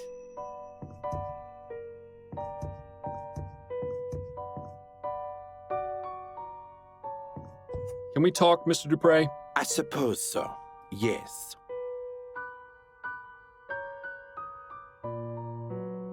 What can you tell me about Madame Duprey? Oh, my dear wife. The past few days have been just awful for all of us. Yes, I can imagine. How long have you been married? For 7 wonderful years. Laura and I are just as much in love now as we were on the day we married. Lord, does he actually expect anyone to believe that nonsense? You'll pardon me for being so frank, Mr. Duprey, but why are you out hunting and not at your wife's side? Excuse me? Who are you to lecture me on my marriage? A fellow married man, that's who. Your wife has just suffered a very traumatic ordeal. Shouldn't you be at home caring for her? But with all the confusion at the house, with the police investigating and her being attended to by her doctor, I just needed to get away for a bit. Surely you can understand, Mr. Fordham. There's something off about this guy, Miles. He's definitely hiding something. And for once, I don't think it's from his wife.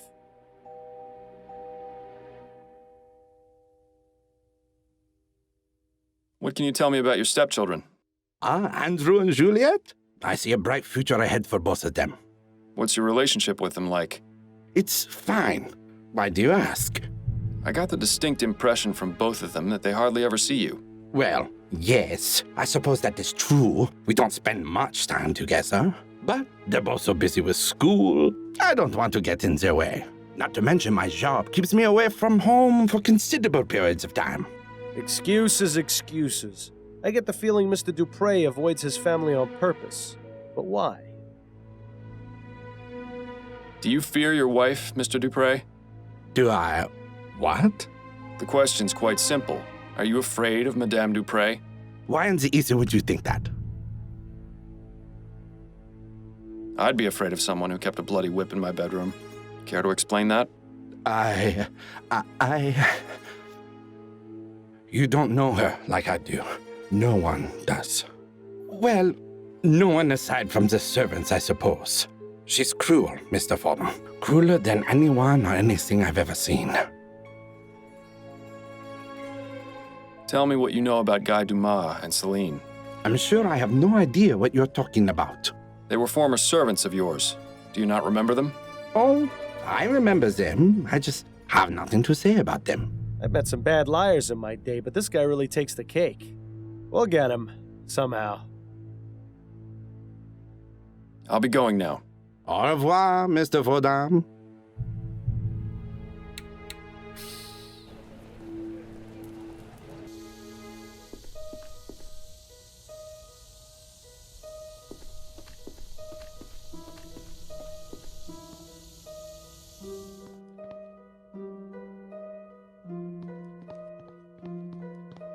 Dale Chesterton, 1795. Sarah Chester. Jane Scott.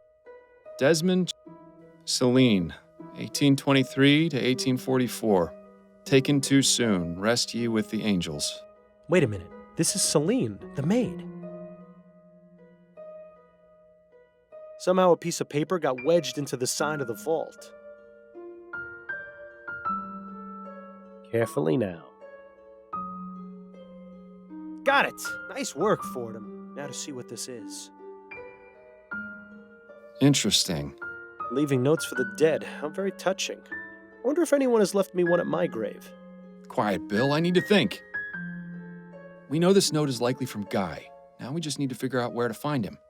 Is there anything on the other side of that piece of paper? Bill, you're a genius. I wouldn't give me all the credit just yet.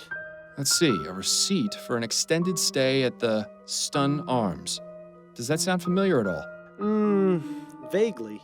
But I can't recall anything off the top of my head. Looks like we'll have to do a bit more searching.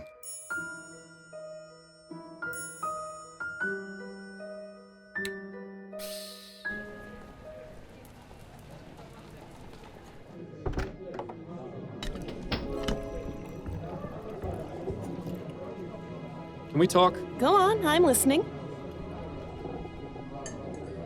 I wanted to go over the case with you. Okay, what have you got? I found this note in the Chesterton tomb. I think it was left by the person who attacked Madame Duprey. Nice work. Sounds like you're about ready to wrap things up. I will be as soon as I find him. Take a look at the other side of it. Part of a receipt for a hotel?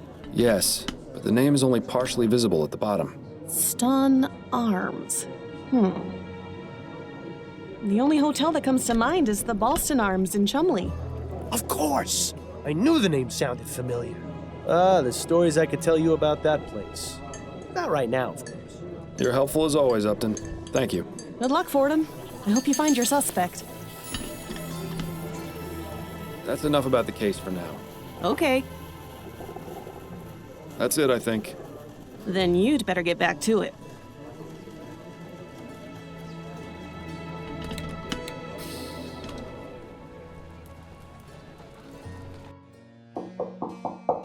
Who is it?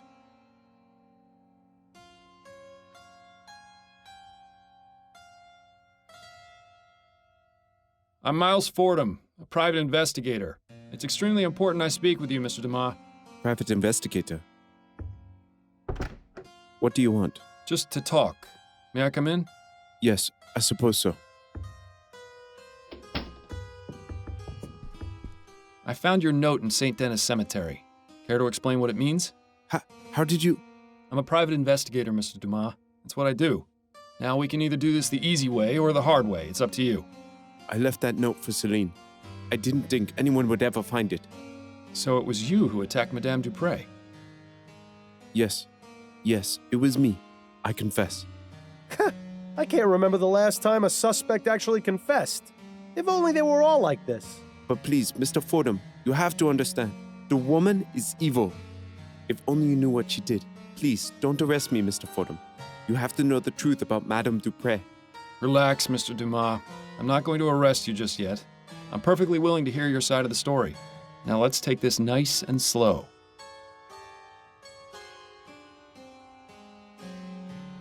Tell me about Celine. Oh, my dear Celine. She was the most beautiful thing I ever saw. We were going to get married, you know. Then that devil killed her. She beat her to death in front of me. I was powerless to do anything. Please, Mr. Fordham, I don't want to remember. Let us speak of something else. Do you know Albert Martin? No. Who is that? He's Juliet's lover, falsely accused of the crime you committed.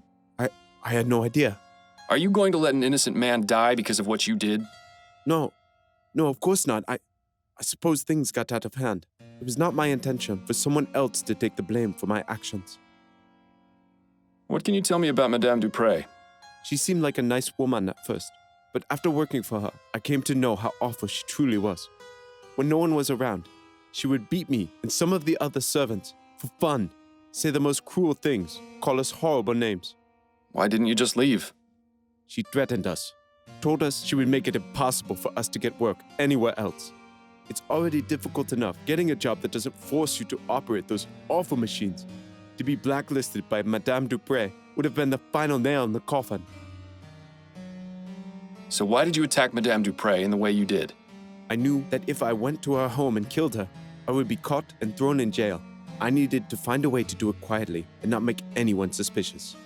Also, I wanted her to suffer for what she did to my Celine. I had read about toxic plants in Juliet's schoolbooks, and I knew a bit about them from working as a gardener.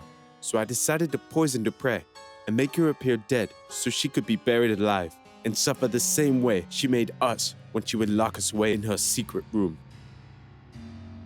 Did you say secret room? Yes, Mr. Fordham. It was no bigger than a coffin.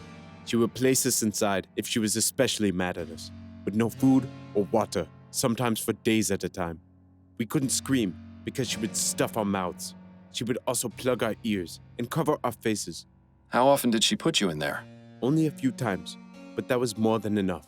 I'd rather not think about it. So you have no idea where it is? None. I only remember Madame Duprey would say the same thing any time she was about to put someone in there. A perfect servant must behave. I've told you everything, Mr. Fordham. Are you still going to arrest me? I haven't quite decided yet, Mr. Dumas. If I can find this secret room, it would be enough to charge Madame Duprey with a crime. However, if you haven't been telling me the truth... I have been, Mr. Fordham. I swear it. I'll even make you a deal. If you promise me you'll try to find the secret room, I won't leave this hotel. All right, Dumas, it's a deal. Well, at least now we can go straight to Upton and have him taken in. Unless you really do believe him about the secret room.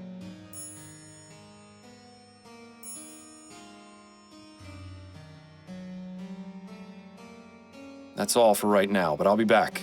Yes, Mr. Fordham. I'll be here.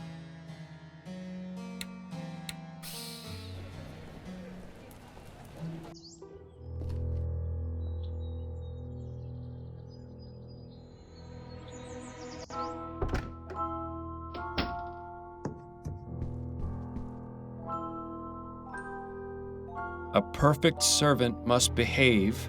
And now you'll taste an early grave. Me sofa, Ray. In the middle, see?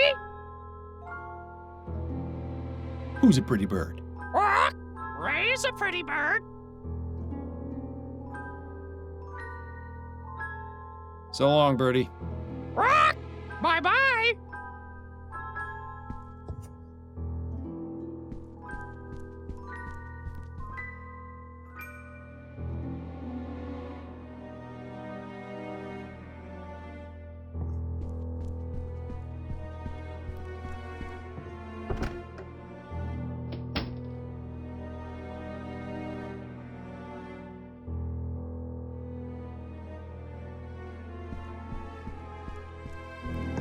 Let's see if there's anything in these drawers. Damn, nothing but personal effects and more stationery. Don't forget the first rule of detective work. If there's nothing useful inside, check underneath and between. Ah, yes, of course. Thanks for the reminder. Now this is intriguing.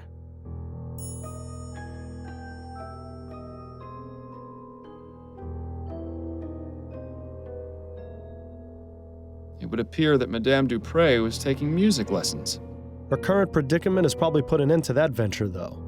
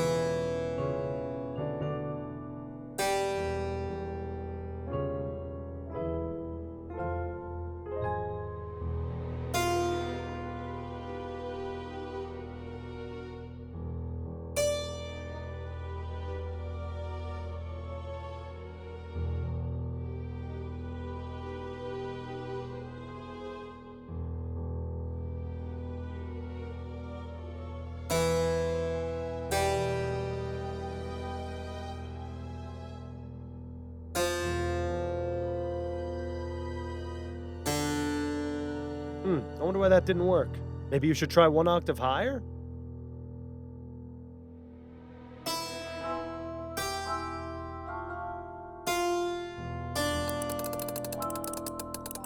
That seems to have done something.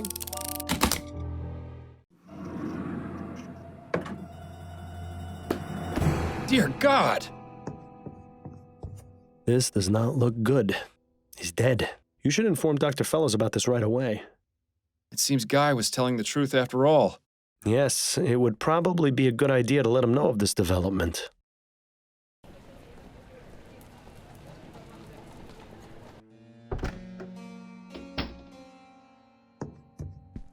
Guy? Yes? I found the secret room you told me about. You see? I wasn't lying. No, you certainly weren't. There was someone inside, a man. No. Who? I'm not sure, but I can only assume it was one of Madame Duprey's servants. Was he all right? I'm afraid not. He was dead. Dr. Fellows confirmed it was due to asphyxiation. Madame Duprey must have put him in there before I drugged her. And then, with everything that's happened, she didn't let him out in time. Oh my God, it's my fault he's dead. If only I'd known. The circumstances are quite unfortunate, Mr. Dumas. However, this has shed a new light on Madame Duprey and her cruel practices. I can't say for certain that you were justified in your actions, but I am a bit reluctant to say you were completely at fault. But the bottom fact is that Mr. Martin has been falsely accused of this crime. If I were to let you go, he would be punished in your place. Unless... Yes? I'm going to need you to write me a letter, Mr. Dumas. Of course, Mr. Fordham. Anything to take care of this mess. Good. Hopefully now this whole grim affair can be brought to an end. That's all for right now, but I'll be back. Yes, Mr. Fordham. I'll be here.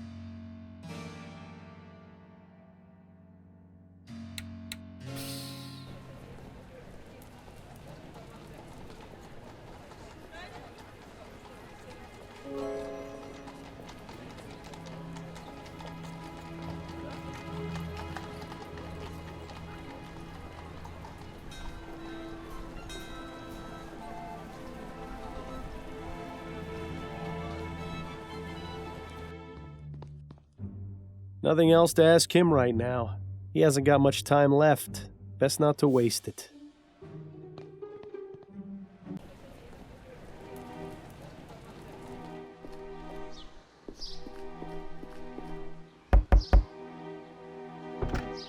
I'm sorry, I have no time for visitors today.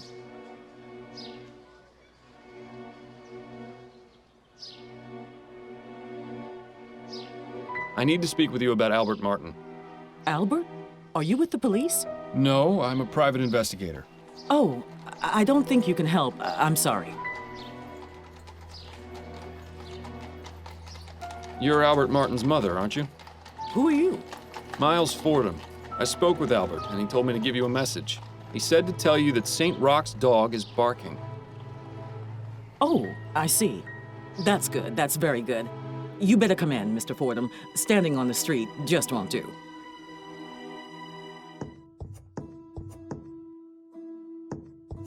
Welcome to my home, Mr. Fordham. I am Sabine Martin. I hope you understand that Albert has nothing to do with this awful business. Would you care for some tea? Well, her tune certainly changed when you gave her that message. I wonder what it meant. No, thank you, ma'am. I won't be staying long.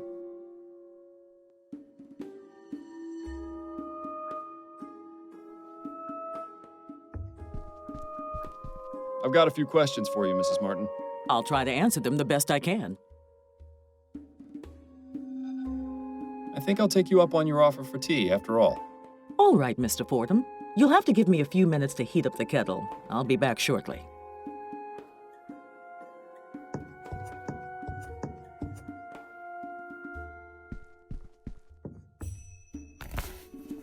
Amazing! Even more voodoo stuff back there.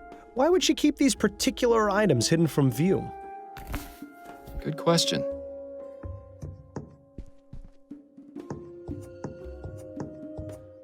The tea should be ready in a few minutes, Mr. Fordham. You can help yourself once it's done. You're very kind, Mrs. Martin. I've got a few questions for you, Mrs. Martin. I'll try to answer them the best I can.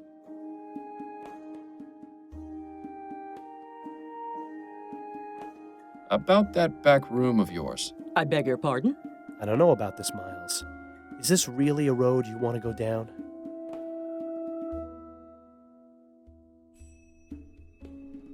I had a look behind your curtain. Care to explain what all those things in that back room are? Mr. Fordham, I was under the impression you could be trusted. Clearly, Albert was wrong about you. Why are you keeping them out of view? What's their significance? I don't like people invading my privacy, Mr. Fordham. You're no longer welcome in my home. Please leave. But without me, your son won't get out of jail. Nobody else thinks he's innocent. Are you really going to put your pride over your son's life? And now you insult me? You're really something special. I won't say it again. Get out! You clearly hit a nerve there, Fordham. Rather suspicious, if you ask me. Perhaps her and Mr. Martin's religious practices aren't as innocent as they claim to be. An interesting notion.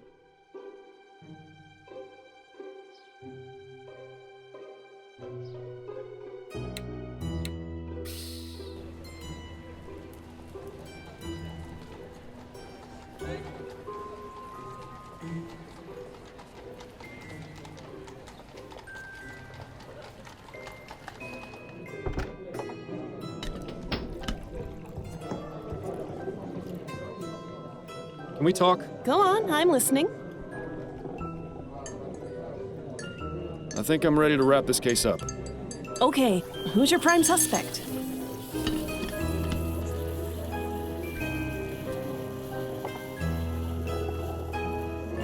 It was Guy Dumas, a former servant at Duprey Manor.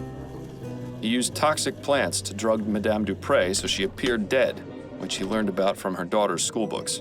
What was his motive? That's the thing. I've learned that Madame Duprey is extremely cruel to her servants. She regularly beats them, and even has a secret room no bigger than a coffin where she places them as punishment. I discovered this secret room and found a dead servant inside. He had died from asphyxiation. My God. A few months ago, Madame Duprey beat Guy's lover Celine to death. He wanted revenge and intended to make Madame Duprey suffer the trauma of being interred alive. I see. Constance, I don't think Dumas should be arrested for his crime. He doesn't deserve it. Madame Duprey, however... Yes, I see what you're saying, and I agree, but what about Mr. Martin? I got a signed confession from Mr. Dumas. You can see the handwriting matches this note I found in the cemetery. That should be enough to release Mr. Martin, as well as giving Guy a head start in his escape from the city. It's going to be tricky getting the department to look into this, but with the proof you've gathered, it should work. Excellent investigating, Fordham. I knew you still had it in you. And of course, I'll dip into the department's Good Samaritan fund to get you proper compensation for your work. For now, go home to your wife. I'm sure I'll have something else for you to look into fairly soon. Good evening. I'm looking for Madame Laura Duprey. This is Madame Duprey. I am her personal physician, Dr. Fellows. May we help you, officer? I'm afraid I must place Madame Duprey under arrest. What? On what charge? Several, actually. Manslaughter, domestic violence, murder in the second degree. Shall I go on, or can we continue this at the police station? You won't have to worry about Madame Duprey anymore. She'll be in jail for a very long time. And Mr. Martin has been released with a full pardon as well. Thank you, Mr. Fordham. I appreciate your help and your trust. Think nothing of it, but you'll need to leave town as soon as you can. Have you made plans? I was thinking of heading south. New Britannia is too cold and dark. I want to find someplace more like my home. Well, I wish you the best of luck, Mr. Dumas.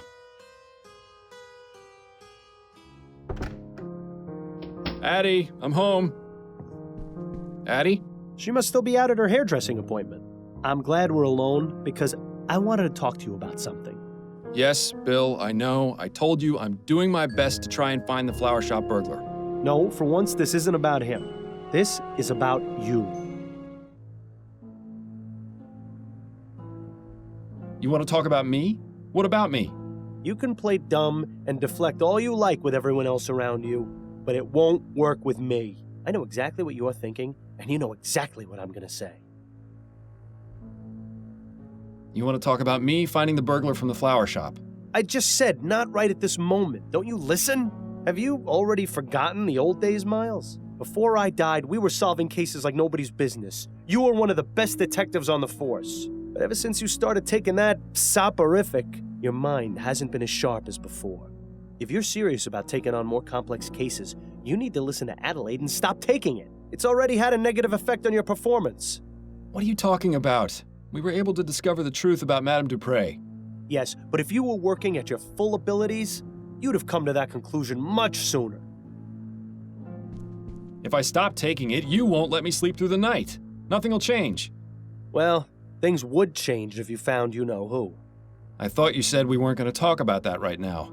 Yeah, well, I say a lot of things. An understatement if ever there was one. Can't you just keep quiet without me having to take something? Afraid not, old friend. That's just not who I am or how this works. If you keep me up all night, I'll go crazy. Things have been hard enough as it is. And if, God forbid, Adelaide were ever to find out about... Hello, Miles. Is there someone else here? I thought I heard you talking just now. Fantastic. The jig is up. And here I thought we were doing so well, too. No, I was just going over the case. Thinking aloud, you see. Ah, of course. How was your appointment? Mrs. Lefebvre was her usual bossy and overly picky self, but she gave me a very generous tip. That's good. So I stopped by the shop on the way home and bought a new deck of cards. Excellent. Shall we have a few rounds of écarté? I believe you demanded a rematch last time we played. Yes, that would be nice. Well, you certainly managed to dodge that bullet. I only wish I could say the same.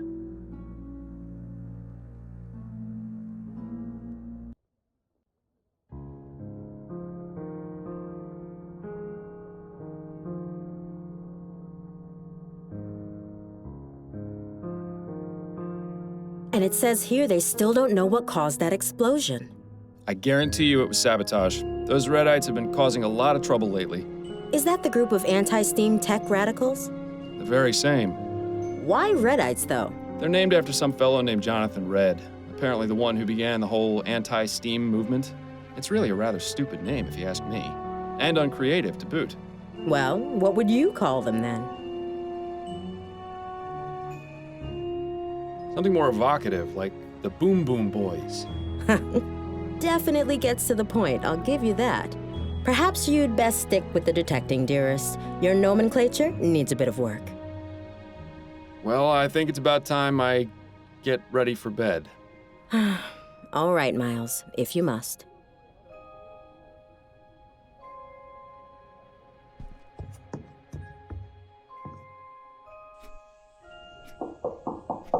Who could that be at this time of night?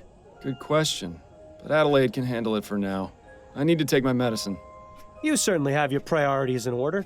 Go on then. Get that bottle of rat piss out of your nightstand and let's get this over with.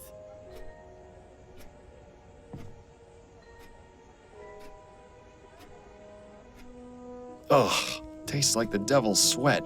You could just stop taking it, you know. Bill, now is not the time to... Miles, could you come back out here, please? Be right there, dearest. Who was that at the door?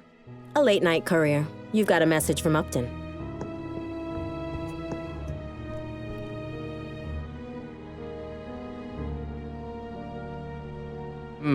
It seems this case is rather urgent. She wants me to meet her as soon as possible.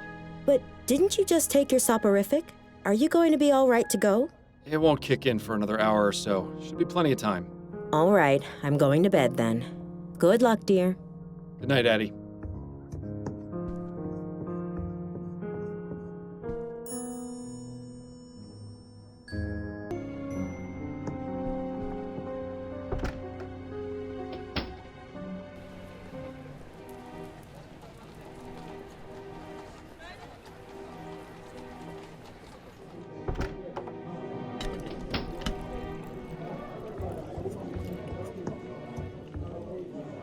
Hello, Upton. I'm glad you came, Fordham. Sorry for disturbing you this late. I'm curious to know what's so important that it couldn't wait until morning. An infant kidnapping in Lyon. The report came in tonight just before my shift ended. The family wants to keep the investigation very low-key. They're afraid if word gets out, they'll have all sorts of ne'er-do-wells making false ransom claims. That's why I suggested they let you investigate first. Head over to 45 Belcourt Street. That's the home of Malcolm and Miriam Harris, the parents of the kidnapped boy. Harris? As in Harris Construction Company? The very same. Owned by Malcolm's father, no less. Now you see why they wanted to keep this out of the public eye. Indeed. If they manage to get a new transatlantic airship off the ground, it'll be an aura mine. I can see why they'd make an easy target.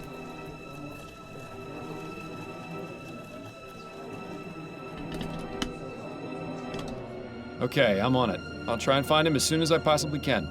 Right. Good luck on your investigation. Come see me again once you figured things out, or if you just need to talk. I'll be here all day tomorrow as well, so feel free to stop by.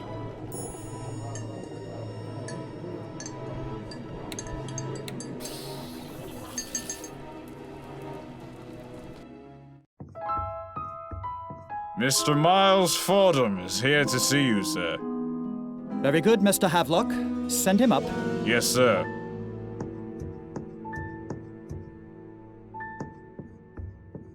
Good evening to you, sir. Good evening, Mr. Fordham. I'm Malcolm Harris. I'm terribly sorry to hear about what's happened, Mr. Harris. Thank you, Mr. Fordham. You were very highly recommended by Miss Upton. She said you'd be able to solve this faster and more discreetly than the police. I admit it's a rather unorthodox approach, but we're desperate.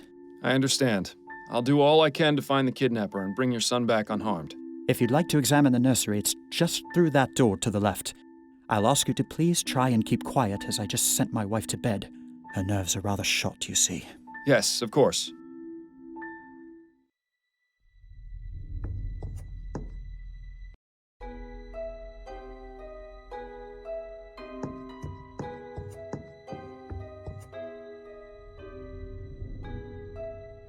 Interesting. This fabric looks as though it came from a garment of some kind. Huh. There's a small emblem sewn onto the side of this piece of fabric. It just says SS. Somebody's initials, maybe?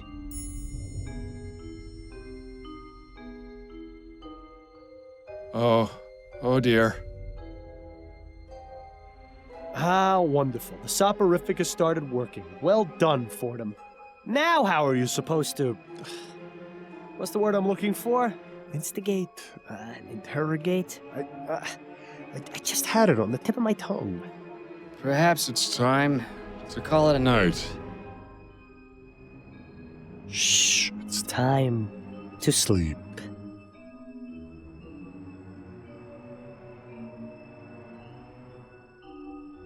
Quiet. Quiet. That's interesting, but sleep is more interesting.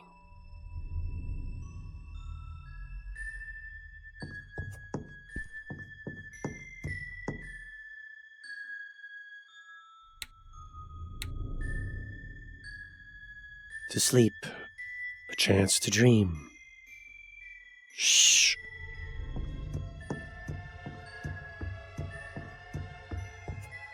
Quiet. No talking.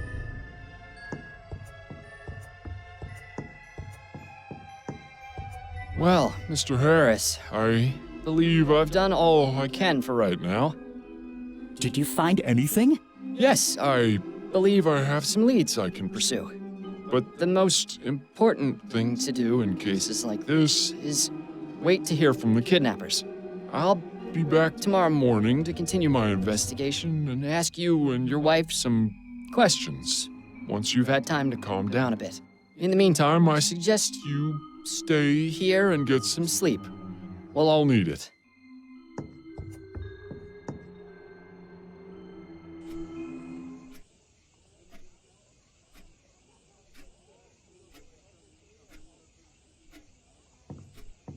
Miles, wake up. It's nearly noon. Ah, so it is. Why didn't you come to bed when you got home last night? It was late. I didn't want to disturb you. So what was so urgent about the case Upton sent you? I'm trying to track a kidnapped child. Oh my goodness. That's awful.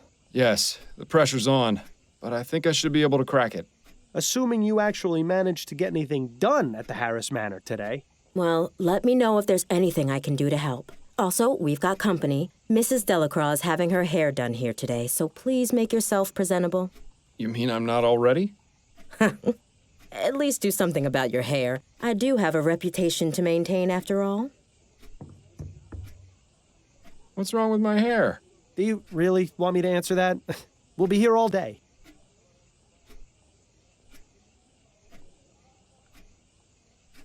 It's admirable just how organized Adelaide is. Maybe someday the same can be said about you.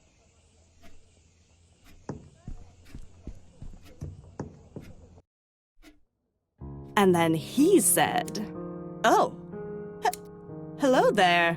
I don't believe we've met." Mrs. Delacroix, this is my husband, Miles. Miles, this is Mrs. Delacroix. Pleasure to meet you, madam.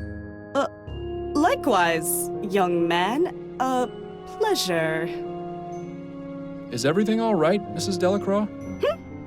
Oh, yes, everything's fine. It's just that, well, you weren't what I was expecting, is all. Keep your head, Miles. She may be a closed-minded idiot, but she's just an old lady. What were you expecting exactly? Well... Now then, Mrs. Delacroix, what was it that you were telling me about Mr. Delacroix and his dogs? Oh, yes. So, Harold came in and said...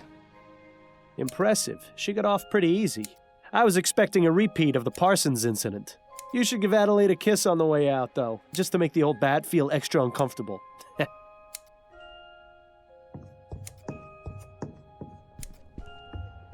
Addie? Not right now, Miles. I'm busy.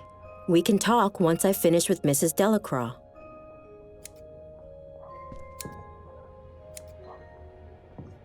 Goodbye, dearest. I look forward to your return, my love.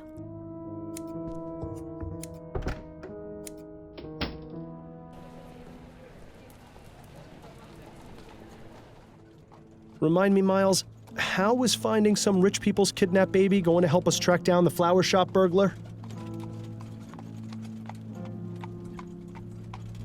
It's possible we might find a lead to the burglar during the course of this investigation.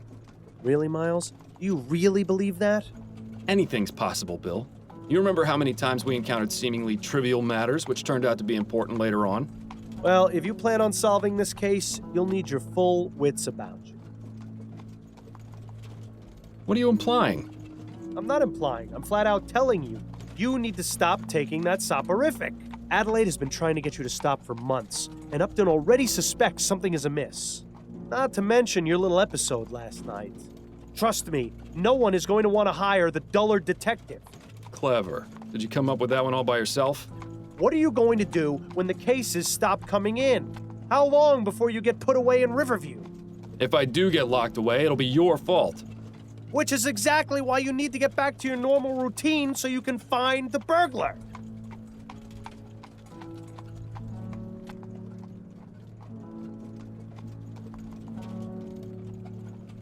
All right, fine. I'll stop. But if you keep me awake at night, so help me. Don't worry. I'm sure you'll find a way to cope. You were always good at that. Well, I'm glad that's settled then. I knew you'd see things my way eventually. It's not as though you gave me much of a choice. In time, you'll thank me. Probably not before the withdrawal hits, though. Don't make me change my mind on this, Bill.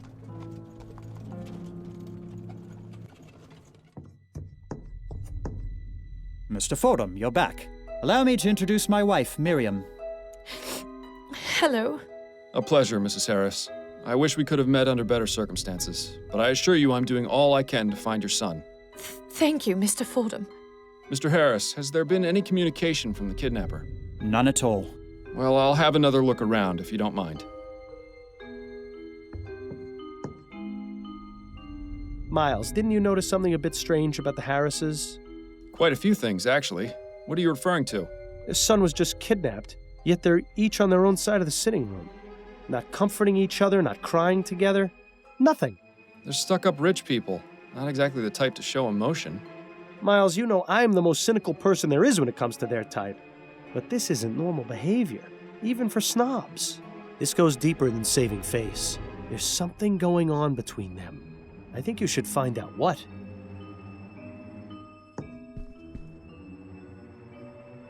That's odd. Why is there a loose button in the crib? I'm no expert on children, but it seems like it would be dangerous to have around an infant. If only the flower shop burglar was as easy to find as this clue was.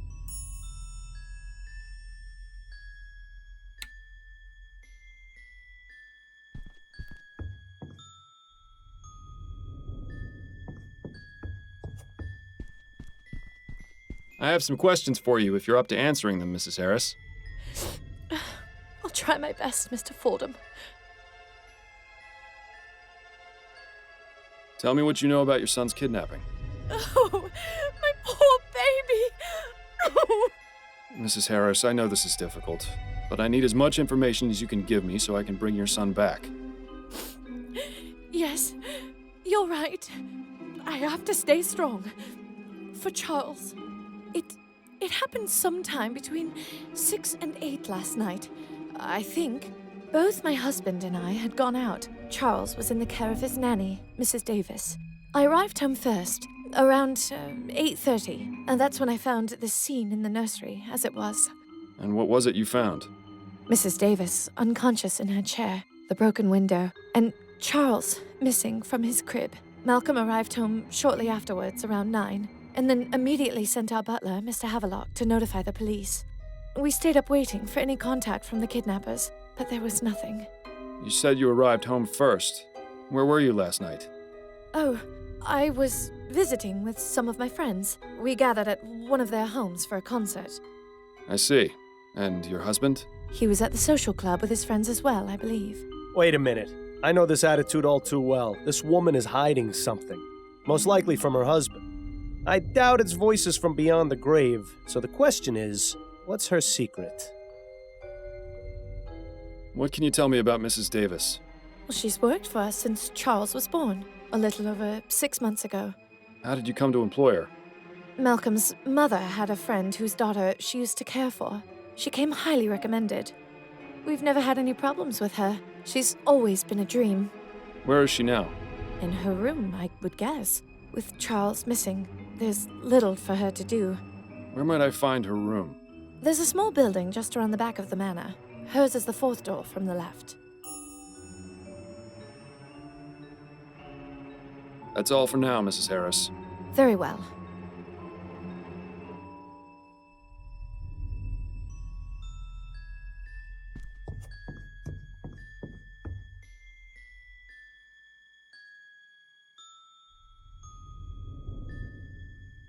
Who in their right mind would need that many drawers?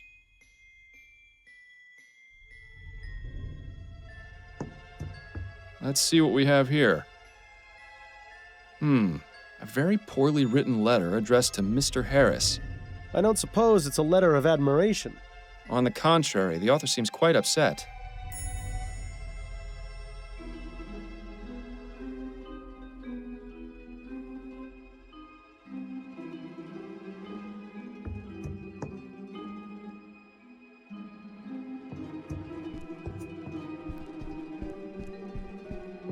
I have some questions for you, Mr. Harris. Yes, of course. I found this letter in your bedroom. What can you tell me about it? You went through our things? I'm a private investigator, Mr. Harris. It's part of my job. Of all the insolence! You're upset, I know, but do you want me to find your son or don't you? Yes, of course I do. That letter was sent to me by mistake. It was written to my father. Well, if you can even call that writing. Have I ever mentioned how much I hate rich people? Because I really hate rich people. Your father. Doesn't he own the company building the new airship? Yes, that's right. He's been receiving many letters just like that one since the Lygia disaster. But that Devins fellow in particular has sent one every week, along with a bag of chicken bones and dust. How peculiar. Not only that, he leads a daily protest in front of the construction yard where the HMS Lenore is being built, trying to halt production. My God! How did I not see this before? See what? Devins! He has a grudge against this family because of what happened with the Lygia. I'd put money on him being involved with the kidnapping somehow, as a form of retaliation. I'll just have to speak with Mr. Devins and see for myself. Those are all the questions I had for now. All right.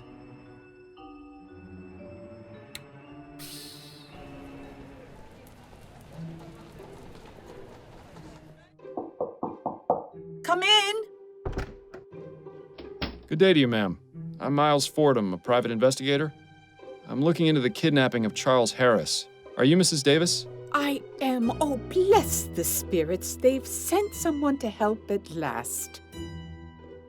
Pretty distinguished-looking gentleman. Handsome. Good fashion sense. Wonder who he is. Her Majesty Queen Jessica. This was clearly painted a long time ago. It's a spirit reaching out to a very frightened man. Possibly the fakest-looking photo I've ever seen. I have some questions for you, Mrs. Davis. All right. That's a lovely portrait. Who is it of? That is my late husband, Jonathan. I see. My condolences. Thank you, dear. But he had a good, long life. Tell me about the kidnapping of Charles Harris. Oh, dear, may the spirits forgive me. I feel so awful. Charlie was my responsibility, and I failed. Mrs. Davis, that is beside the point. What's important now is finding him and bringing him home. To do that, I need your full cooperation. Oh, you're right, Mr. Fordham. I'm sorry. I just need to collect my thoughts, get the negative vibrations out of my mind. Now, what specifically would you like to know? I found this button in the baby's crib. Do you recognize it? Why, yes. That's one of Barney's eyes. Barney? Charlie's stuffed bear. It's his favorite toy, a gift from my friend Linda. I didn't find a stuffed bear in the nursery. Then whoever took the baby must have taken Barney as well. Oh, at least the poor thing has something to comfort him. Bless the spirits. Who is Linda? Mrs. Linda Walker. She's a good friend of mine. As I said, she gave me Barney as a gift for Charlie. Can you tell me anything else about her? Oh, she's a lovely girl, very much in tune with her spiritual nature. I greatly enjoy my conversations with her. When was the last time you saw her? Oh, I don't remember. No, wait. It was at the last Specter Society meeting on the 19th. That's right. What is the Specter Society? It's a club for spiritualists and amateur investigators of the paranormal. We meet twice a month to socialize and discuss our findings. I see. Sounds Fascinating. Oh, I don't expect you to share my beliefs, Mr. Fordham. Oh, I have a bit more experience than you'd think with regards to the spirit world. You can say that again. Where exactly do these meetings take place? At a private residence in Gascon. May I have the address? Why, yes, it's 325 Rue Jameau. Are you going to seek spiritual guidance to find Charlie? Perhaps. You never know what might be worth looking into.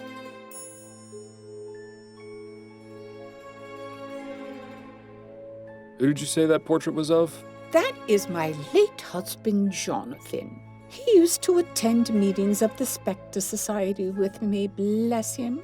I tried to get him to be more in tune with the other side, but I think he was just humoring me.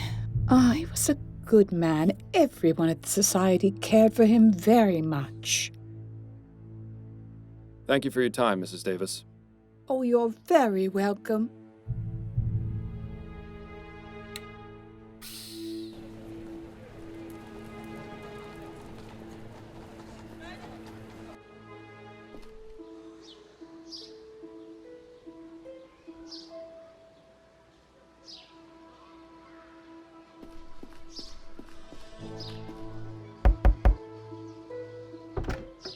Yes? May I help you?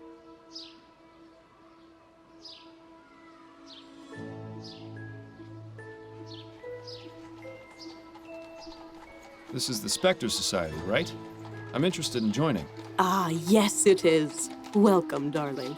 Our membership process is a bit different to most social clubs. We require a sponsor.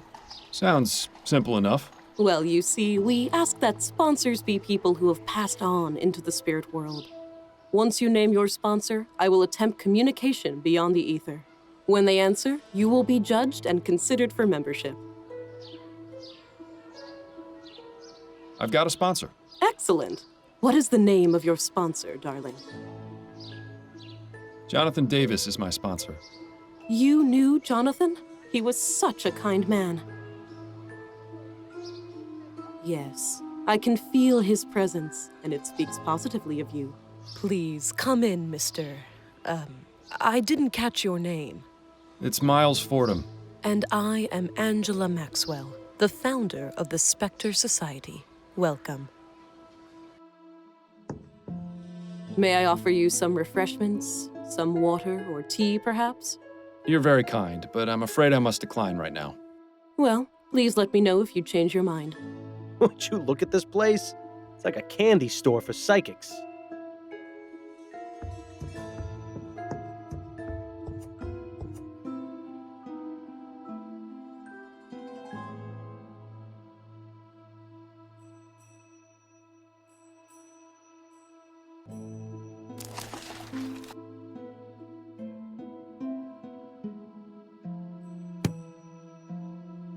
It's nice of Miss Maxwell to let people borrow her books, even if they are all just a bunch of nonsense.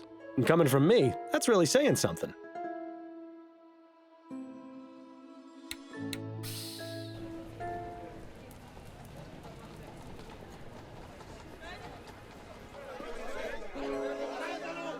And so we say to Harris and his cronies, no, we will not stand for this. Too many have died to allow this to continue. Steam tech must be stopped.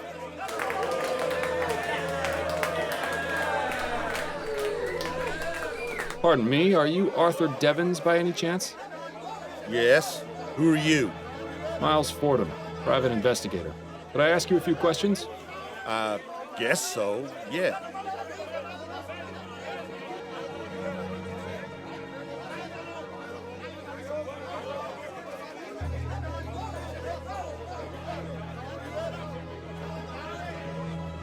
Why are you out here protesting? Because what Harris Construction is doing ain't right. I lost my wife in the Lygia crash, and I'm not the only one, neither. Hundreds of people were affected by that disaster, and now these bastards are making another airship. It's like a slap in the face to everyone who died. I just can't understand it. What do you hope to accomplish by protesting? Simple. We want construction of the Lenore stopped, and a full investigation into the Lygia disaster. Not only that, we want compensation for our losses. Royal Maverick took care of all the families of those on board, but the families of the ones in the park didn't get a single copper. It just isn't fair. We aim to make things right. After that, it'll just be a matter of time before people realize that there's no future in steam tech, and they'll call the whole thing off. Ah, the innocence of the downtrodden. I wish I could be as naive as them. It would have made my life a lot easier. You recognize this letter, Mr. Devins? How'd you get that? That wasn't meant for you. I found it at the home of Mr. Malcolm Harris. He tells me you've been sending quite a few of these to his father. Me and everyone else what had someone killed by that devil machine. I'm not the only one, you know. Perhaps not, but he told me you were the most persistent. Do you know anything about the kidnapping of Charles Harris? Charles Harris? Who's that? Clyde Harris's grandson. I didn't even know we had a grandson. I can't believe someone with a grandkid, a family, would want more flying death in the air. How many more people have to die before someone realizes that steam machines are evil? People will kill their own mams for a crown these days.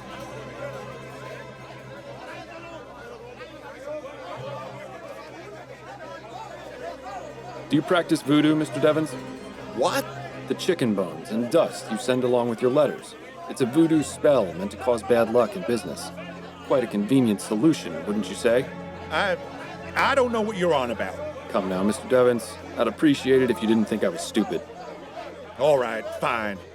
I went to go see one of them magic women in Gascon. She told me about the spell and what I needed to do.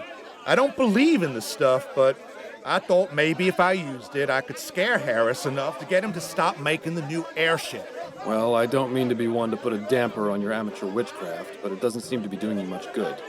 No, his grandson got kidnapped. That's not something I'd call lucky. Good day to you, Mr. Devins. You too, Mr. Fordham.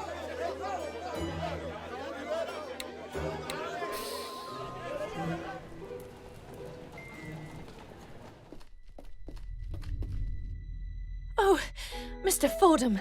Oh, thank God you're back. What's going on? Our butler just brought this in. He found it stuck to the gate outside.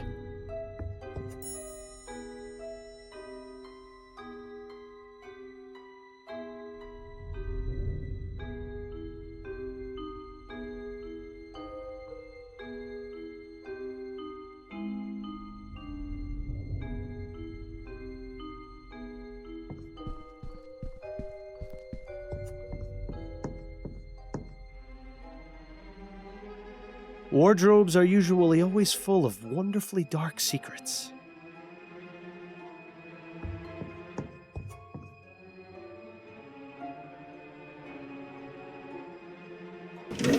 Yeah, it seems like this is where Mrs. Harris keeps her unmentionables. I like the ones with the frills and the stitched cat. Paperwork and receipts. Nothing particularly interesting here. More lacy underthings. I wonder which Harris they belong to. An empty suitcase. I suppose Mr. Harris must travel every now and then. One thing is for certain. Mr. Harris uses entirely too much starch on his shirts. Mr. Harris's color selection is almost as drab as yours. Let's see if there's anything of interest in any of the pockets. So, Mr. Harris is a fan of the ponies, is he? I'm sure that's not causing him any trouble at all.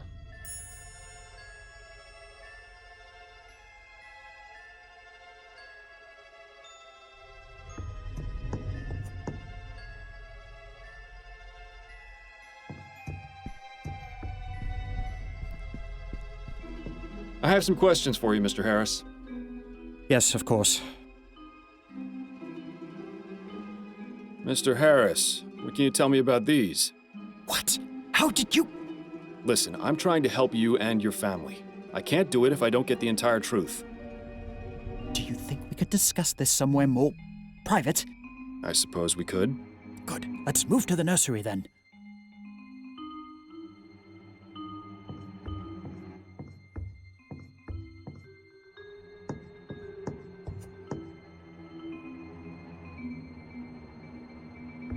Shall we continue our conversation, Mr. Harris? Yes, of course.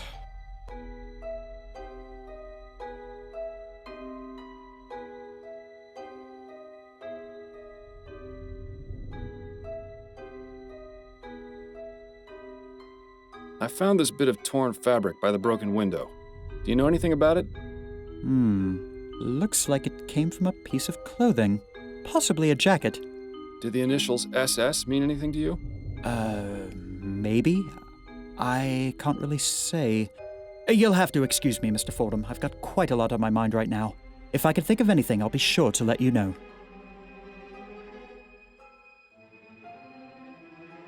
How goes the construction of the new airship? There have been some complications, but nothing we can't handle. Could you be a bit more specific? Well, I already told you about the trouble with protesters at the yard, and we're blocked pending Royal Maverick's review of the safety regulations for the prototype etheric diffusion engines.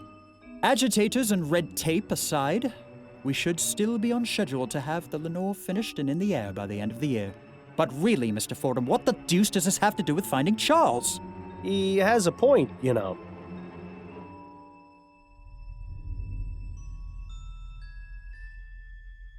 Now that your wife is out of earshot, tell me about the kidnapping and what these betting stubs have to do with it. I don't know much. I was out last night while it happened. Where had you been previously? I had just come from spending the evening at the meadows. I see. I take it your wife isn't impressed by your hobby? I promised her weeks ago that I would stop going, but I've had such a good streak lately. The last thing I wanted was to upset her further, yet it would be foolish of me to just give up on something so promising.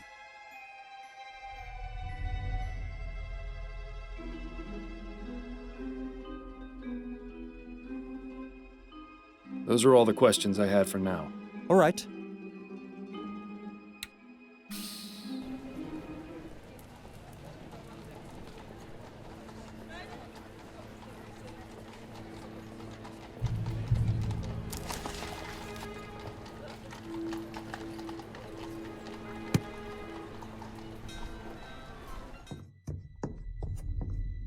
Oh, there you are, Mr. Fordham. I was wondering where you had gone. Yes, my apologies. Perhaps we can have that conversation now. No, I've decided that's not a very good idea, Mr. Fordham. I'm sure you understand. Well, there goes that lead.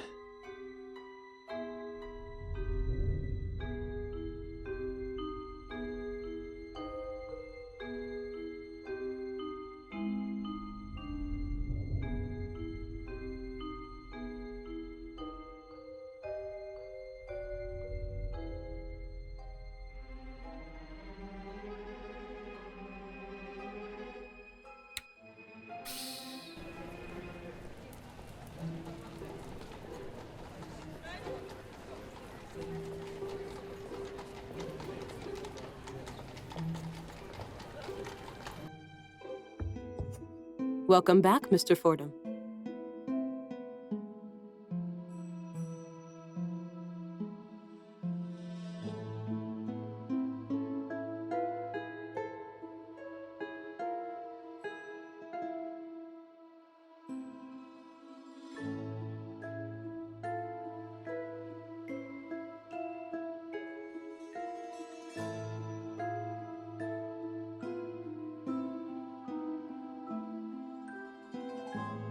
I'll be going now. May the spirits guide you to that which you seek.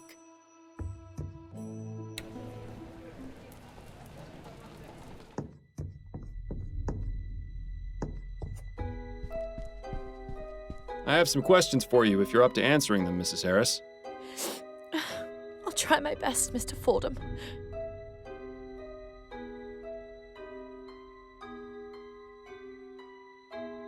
Can you think of any reason why your son would be a target for kidnapping?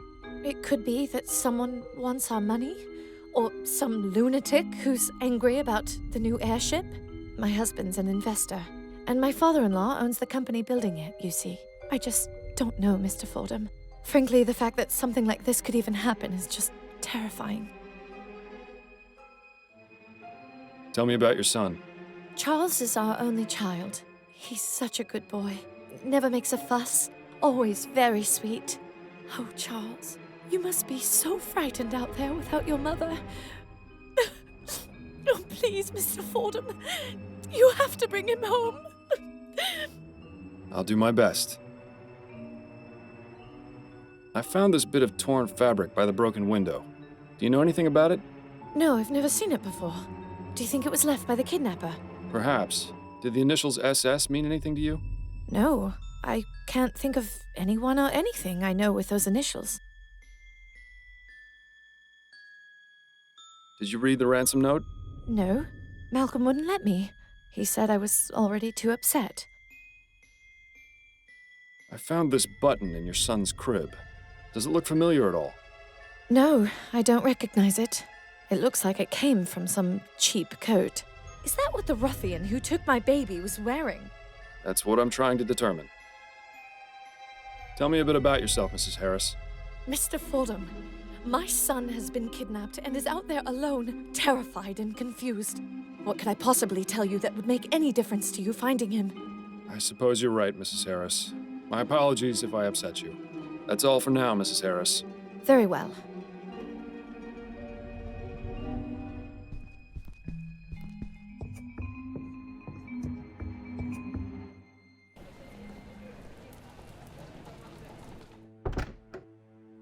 Hello again, Mr. Fordham.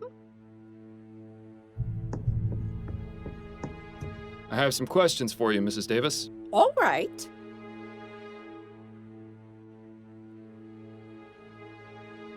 Do you have Linda Walker's address? No, I don't. I never visited her home. I get the feeling she doesn't like having visitors or being home very much. She prefers to meet people elsewhere. I was the same way after my husband died. It was embarrassing for my friends to see me living so differently. But I feel it's not just a matter of pride for dear Linda. I think there are lots of bad memories associated with where she lives. I try to stay away from places like that. Thank you for your time, Mrs. Davis. Oh, you're very welcome.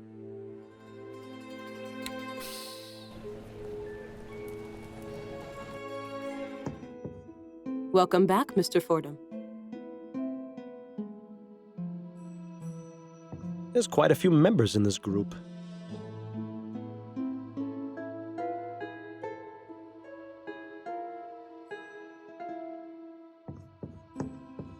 Could I ask you about some things, Miss Maxwell?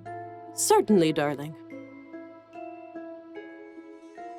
I spoke with Henrietta Davis, and she mentioned one of your other members, Linda Walker. Can you tell me anything about her? Ah, Linda. Poor dear. Of all our members, she is the one I feel for the most. Why is that? She's had a tragic life, but I believe the Specter Society has helped her greatly. Not only has she made a good friend in Henrietta, she's also dealt with her grief in a positive way. She has devoured my collection of books, educated herself on many subjects. I would say she's become an expert on clairvoyance and metempsychosis. It's always nice to know that the club can help those who have suffered. Do you see her often? Yes, she comes by about once or twice a week. What's this tragic story about Linda you mentioned? Oh, dear. I probably shouldn't say.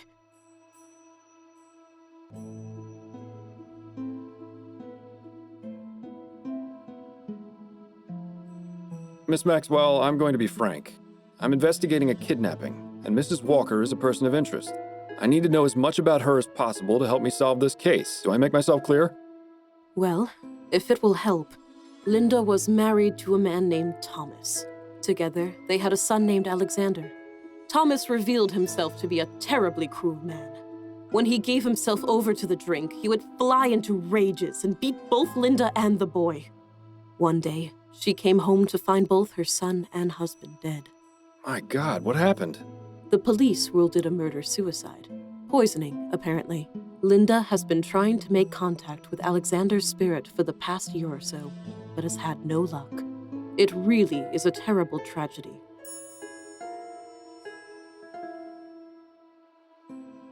I'm sorry, what was it you said? Madam Psy, what? Metempsychosis, darling. It's a philosophical term which comes from ancient Greece. It refers to the transmigration of the soul after death. Is that anything like reincarnation? Essentially, yes. There's a book on the subject over in the bookcase, which can tell you far more than I possibly could. What made you decide to start up this club? I began communing with the spirits at a very early age. My twin sister, Rachel, died after falling into an icy pond when we were 8 years old. I'm very sorry, Miss Maxwell. Oh, I appreciate your sympathy, darling, but don't feel too bad. Rachel began speaking to me shortly after that. She has served as my spirit guide ever since. Spirit guide? You mean you still speak with her? Oh, yes. Every day. In fact, I was just speaking with her before you arrived. As I grew older, I realized there were others in the world who were also able to communicate with spirits, and those who had an interest in what lies beyond the ether. And so, once I moved to New Britannia, I decided to start up this club so we could gather and share our experiences. Do you suppose she can hear what I'm saying? Hey, Angela, try a bit less eyeshadow, would you? You look like a purple raccoon. Nothing. Clearly a fraud. Ah, well. Thank you for the information. It was very enlightening. It was my pleasure, darling. Chicken bones and dust for bad luck in business, huh? That sounds awfully familiar.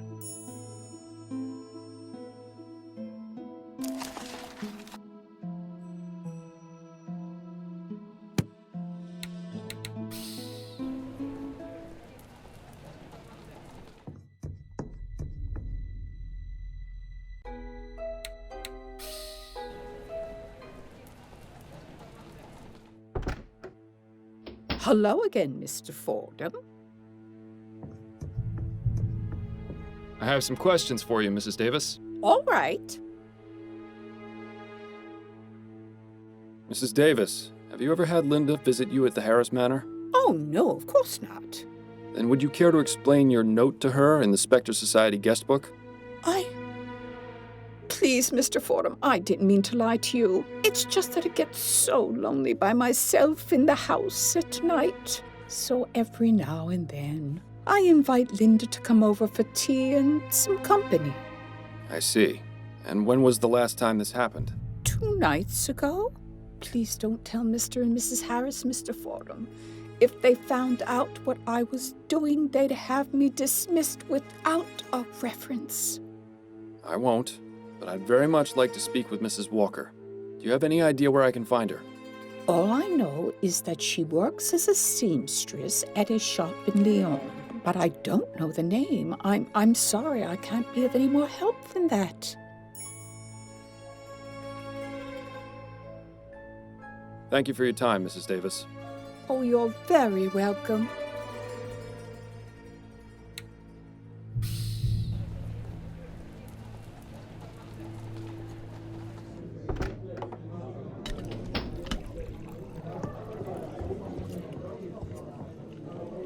Can we talk? Go on, I'm listening. Can we go over my current case? Of course. What have you got? I found this torn piece of fabric at the crime scene. It's got an emblem with some initials on it. I recognize that emblem.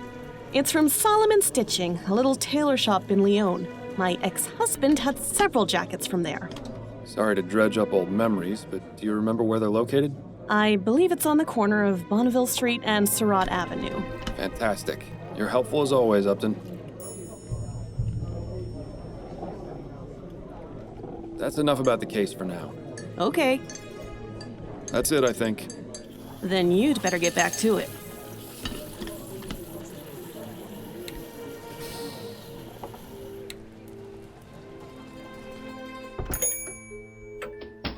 Good day to you, sir. Welcome to Solomon Stitching. I'm Jonah Solomon. Please let me know if I can help you with anything.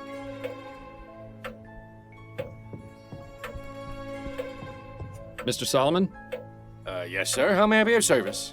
Oh, let me guess. You're looking to replace that old coat. It looks like it's got quite a few stories it could tell me. You should listen to the man, Miles. He clearly knows what he's talking about. Not today, I'm afraid. There's still a few more stories it has left to tell. Actually, I was wondering if I could ask you a few questions. Questions? Very well, but if they aren't about tailoring, I don't know how much help I'll be. Do you by chance employ a seamstress named Linda Walker? I do, yes. Is she here? No, she has the day off today, but she'll be in tomorrow. Would it be possible to have her address? Begging your pardon, but why should I give it to you? Her son, Alexander, and mine were schoolmates. I just found a book he lent my son, and I wanted to return it. I've been trying to track her down for ages, and only just found out where she worked. Oh, I see. It was a terrible tragedy what happened with her boy and her husband. I know how private Mrs. Walker is, but I'm sure she would appreciate you returning her son's book. All right, she lives at 403 St. Agnes Street. Remember when you couldn't even bring yourself to trick people into thinking their shoelaces were untied? You've come a long way, Miles.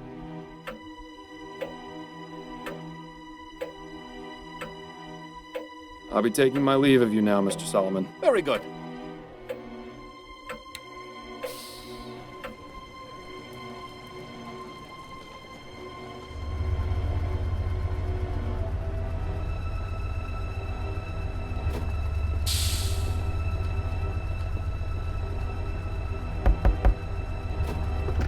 What? Who are you? Are you from the Steamworks? Afraid not, sir. Damn. Oh well, what can I do for you? Why did you think I was from the Steamworks? Because I contacted them a few days ago when my boiler broke, and nobody has come to repair it yet. I should have known better. Those fools always take their time, if they even bother showing up at all. Meanwhile, I'm stuck in here with nothing but cold water. If I catch pneumonia and die, you'll know who to blame.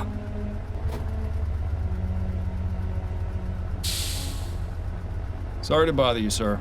I'll just be on my way.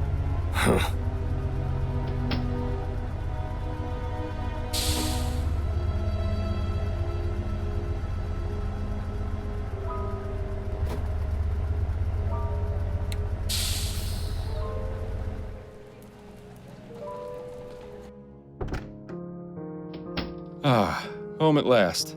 It's always nice to see you walk through that door.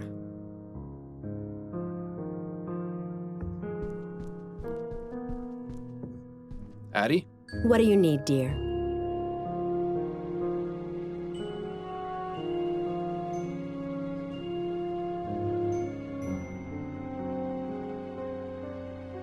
I'd forgotten how good you are at écarté. You absolutely destroyed me the other night. As I recall, you... We should have... Yes, we should. I'll let you...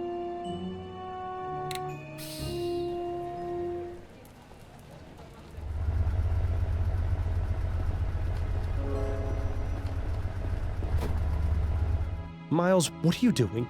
You don't know the first thing about steam engine repair. It can't be that hard to work out. If you're serious about getting it fixed, I'd suggest looking for someone who knows about this sort of thing first. But if you just want to charge in blindly, be my guest.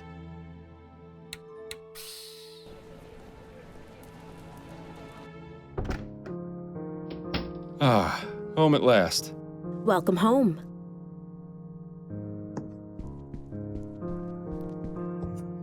Addie? What do you need, dear? Addie, you wouldn't happen to have any manuals on repairing steam engines in your library, would you? Thinking of changing careers? No, there's just a boiler that needs repairing and I need to figure out how to do it. A boiler? What kind of engine is it? I'm not sure, but it had Whitney 200 embossed on the side. Oh, of course. That's one of the most common steam engines around, used in practically everything. In fact, the player piano at the Firkin and Fryer had one, and that thing was always going out of alignment. If that's all that's happened with this one, I know how to fix it. Used to have to do it all the time. Adelaide Fordham, you are just full of surprises. Where is this boiler? Not terribly far. It's a townhouse on St. Agnes in Livingston. Let's go then. I could use some fresh air.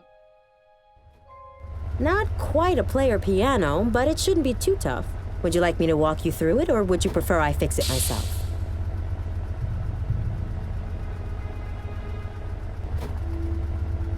I think I'll let you handle it, dearest. Machine repair isn't my specialty. All right, let me have a look. Just as I thought. It's out of alignment. This will only take a moment. There, just like the old days. Thank you for your help, dear. You're welcome. Boilers are a lot like people, you know. Let too much pressure build up inside them, and an explosion becomes inevitable. You do well to remember that, dearest. Now, I have to be getting to my appointment with Mrs. Lapone. See you tonight.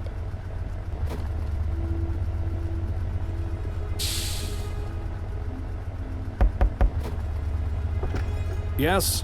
What is it? I fixed the boiler for you. What? Are you serious? It's pretty pathetic when some yahoo off the street does a better job than the people paid to do this sort of thing. I owe you, friend. Do you know Linda Walker?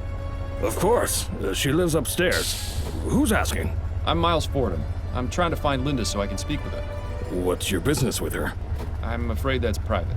Well, she's out right now. You'll have to come back another time if you want to visit her. Have you got any idea when Mrs. Walker will be back? Not for a few days. She told me she was going away for a bit. Ah, that reminds me. She asked me to water her plants while she was gone. Just need to remember where I put the spare key. Did you say something about having a spare key to Mrs. Walker's apartment? Sure, I'm her landlord. I look after the place when she's gone. Got a bit of a green thumb, that one, so she puts me in charge of watering her plants. The trip up is a bit of a pain, though. My hips aren't what they used to be. I'm a private detective, and it's of the utmost importance that I get that key from you. Is that right? Is Mrs. Walker in trouble? Has she done something wrong? I'm not entirely sure yet, which is why I need to take a look inside her apartment. I see. Well, I wouldn't normally do this, but you did me a great service by fixing the boiler. I can't just give you the spare key, but I can let you into the apartment. That'll be just fine. Thank you. What in the ether? Cripes, did a tornado come through this place or what? Looks as though she definitely left in a hurry. I wonder if she planned on ever coming back. I'll be waiting for you in the kitchen, Mr. Fordham. Just let me know when you're done looking around. There's a handwritten note here. Valerian mixed with chamomile, sedative effects, deep sleep. Seems Mrs. Walker's an amateur herbalist. Maybe not so amateur. I'd love to see the look on Mrs. Davis's face if she knew it wasn't a spirit that possessed her. In fact, let's go tell her, so I can see it. You've gotten fairly misanthropic in your death, Bill. Have I? I hadn't noticed.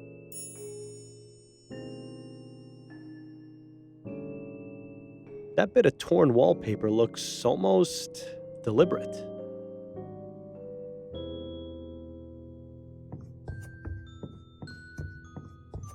What do you know? She hid a book behind the wallpaper. Looks like a journal.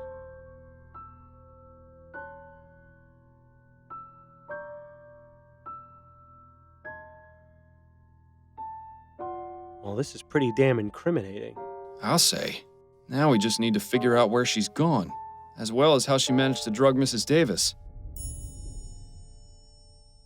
Oh, we've got you now, Linda. Thought you could be clever and get away with the baby, did you? Bill? Well, you thought wrong. With Fordham and Legere on the case, the only thing you're getting is a one-way trip to jail. Bill? And the worst part is how sloppy she was. I mean, really? She couldn't think to pick up a button? She might as well have left a signed confession in the crib for all the good it did her. Bill, would you just shut up, for God's sake? Huh? Is everything all right? Yes, everything's just fine. I just stubbed my toe on the bed frame. You ought to be more careful, Mr. Fordham. Sorry, Miles. You know how I get when we're close to solving a case. You always do this. I need to concentrate, and I can't hear myself think with you yapping away. Right. Sorry. I'll keep it to myself. Thank you. But you have to admit, she really would have saved us the trouble if... Bill. Right. Not another peep. As you were. I thought my apartment was messy. You're actually gonna dig through that mess? I sure hope it's worth it.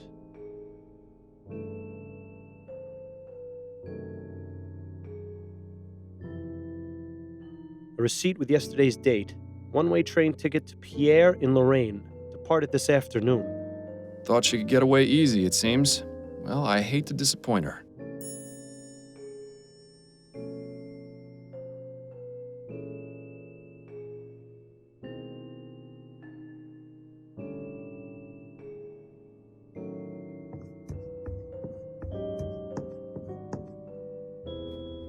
I hope you were able to find out what you needed.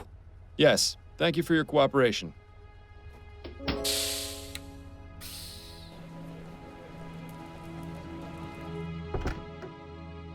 Hello again, Mr. Fordham. I have some questions for you, Mrs. Davis. All right. Mrs. Davis, where did you get the tea you drank on the night of the kidnapping? From my own private supply, I drink a blend of hibiscus and elderberry. It clears the mind and puts me more in tune with the spirits. Did it taste off to you? No. Why do you ask? Because I think your tea may have been drugged. Wait, are you saying? I believe Mrs. Walker used her own herbs to drug your tea, knowing you'd drink a cup the following evening. She then snuck into the house after you'd fallen asleep and took the child. Oh, my word, I never would have thought. I know, Mrs. Davis. But don't worry, I'm doing everything I can to find her. Oh, may the spirits guide you, Mr. Fordham. Thank you for your time, Mrs. Davis. Oh, you're very welcome. Well, I'd say we have everything we need to prove it was Linda who drugged Mrs. Davis's tea and took the child. And we know where she's going, too. Upton will want to know about this as soon as possible.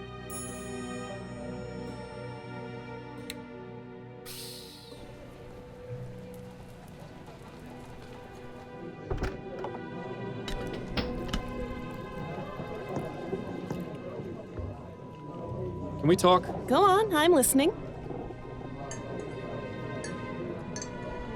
I'm ready to wrap this case up. Okay, who's your prime suspect?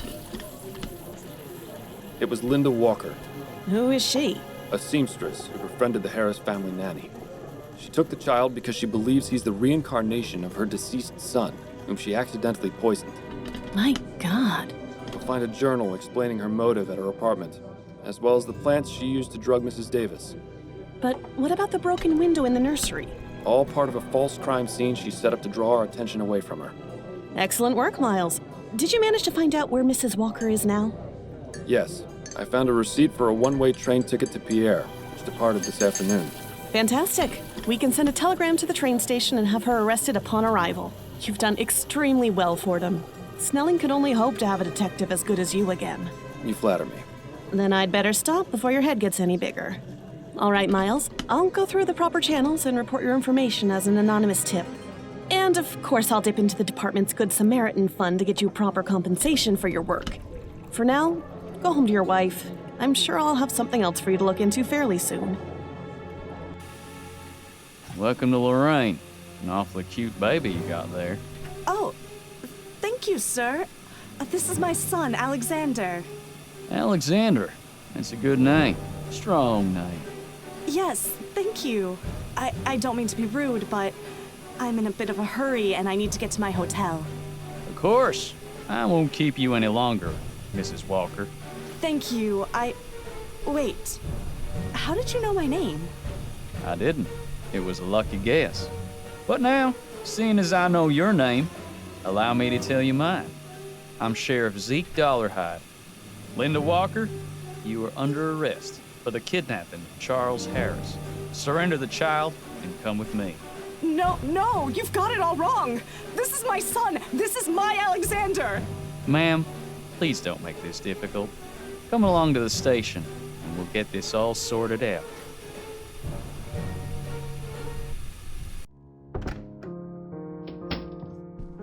Addie, are you home? Still at her appointment, it would seem. You know, Miles, I have to say, I'm proud of you. Why's that? It's because you actually listened. So does this mean you'll keep quiet until morning? I said I was proud of you. I didn't say you were getting a reprieve. Then I need to figure out how I'm going to sleep through the night without the soporific. You worry about that too much, Miles. You can sleep when you're dead. You don't ever seem to. That's because I slept quite enough when I was alive. In any case, I need to clear my head. The best way to do that after a case was always going for a drink at the Angel. The Angel? But you haven't been there since... Since you died. But perhaps getting back into old routines will help. Perhaps. It would be nice to see old Patrick again at the very least. Then it's settled. A drink or two at the Angel, for old time's sake.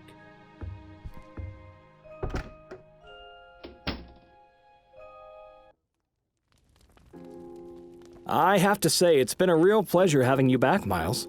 I was worried about you. I appreciate your concern, Patrick. The past few months have been a bit rough, but it's good to be back in familiar territory. Miles, can I ask you something? What is it? Well, it may be none of my business, and you can feel free to tell me to stuff it. Enough with the preamble, Patrick. Just ask. I know you quit the force, but why are you still working as a private investigator? Why not leave all that detecting stuff behind?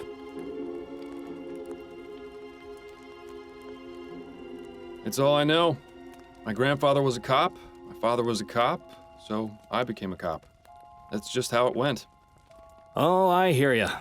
I come from 3 generations of butchers myself, but I broke the streak because I can't handle the sight of blood. If only that had been true in my case. Now then, will you be wanting another drink? I'm not sure. I've already had 2. I should probably be getting... Wait a minute. Patrick, do you hear something? No, Miles. I don't hear anything. Neither do I. Another gin, if you please. Coming right up.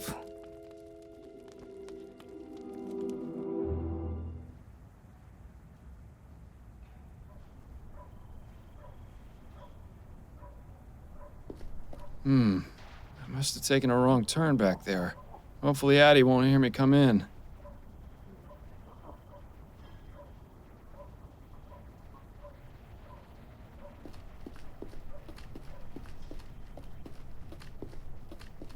Excuse me, sir.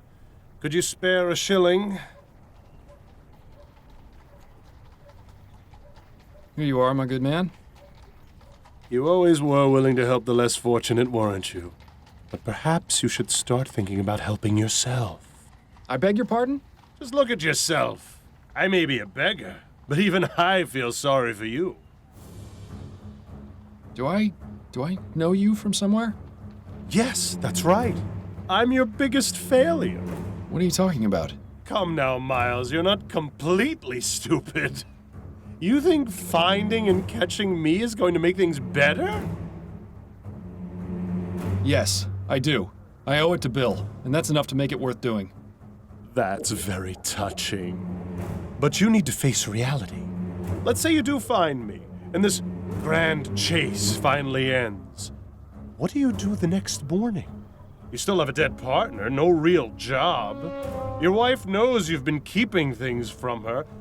Even if you solve 100 cases, it won't relieve that empty feeling inside. What's your point? I'm all you've got, Miles. Once I'm gone, there'll be nothing left. So just admit it. You don't want to find me. Not really.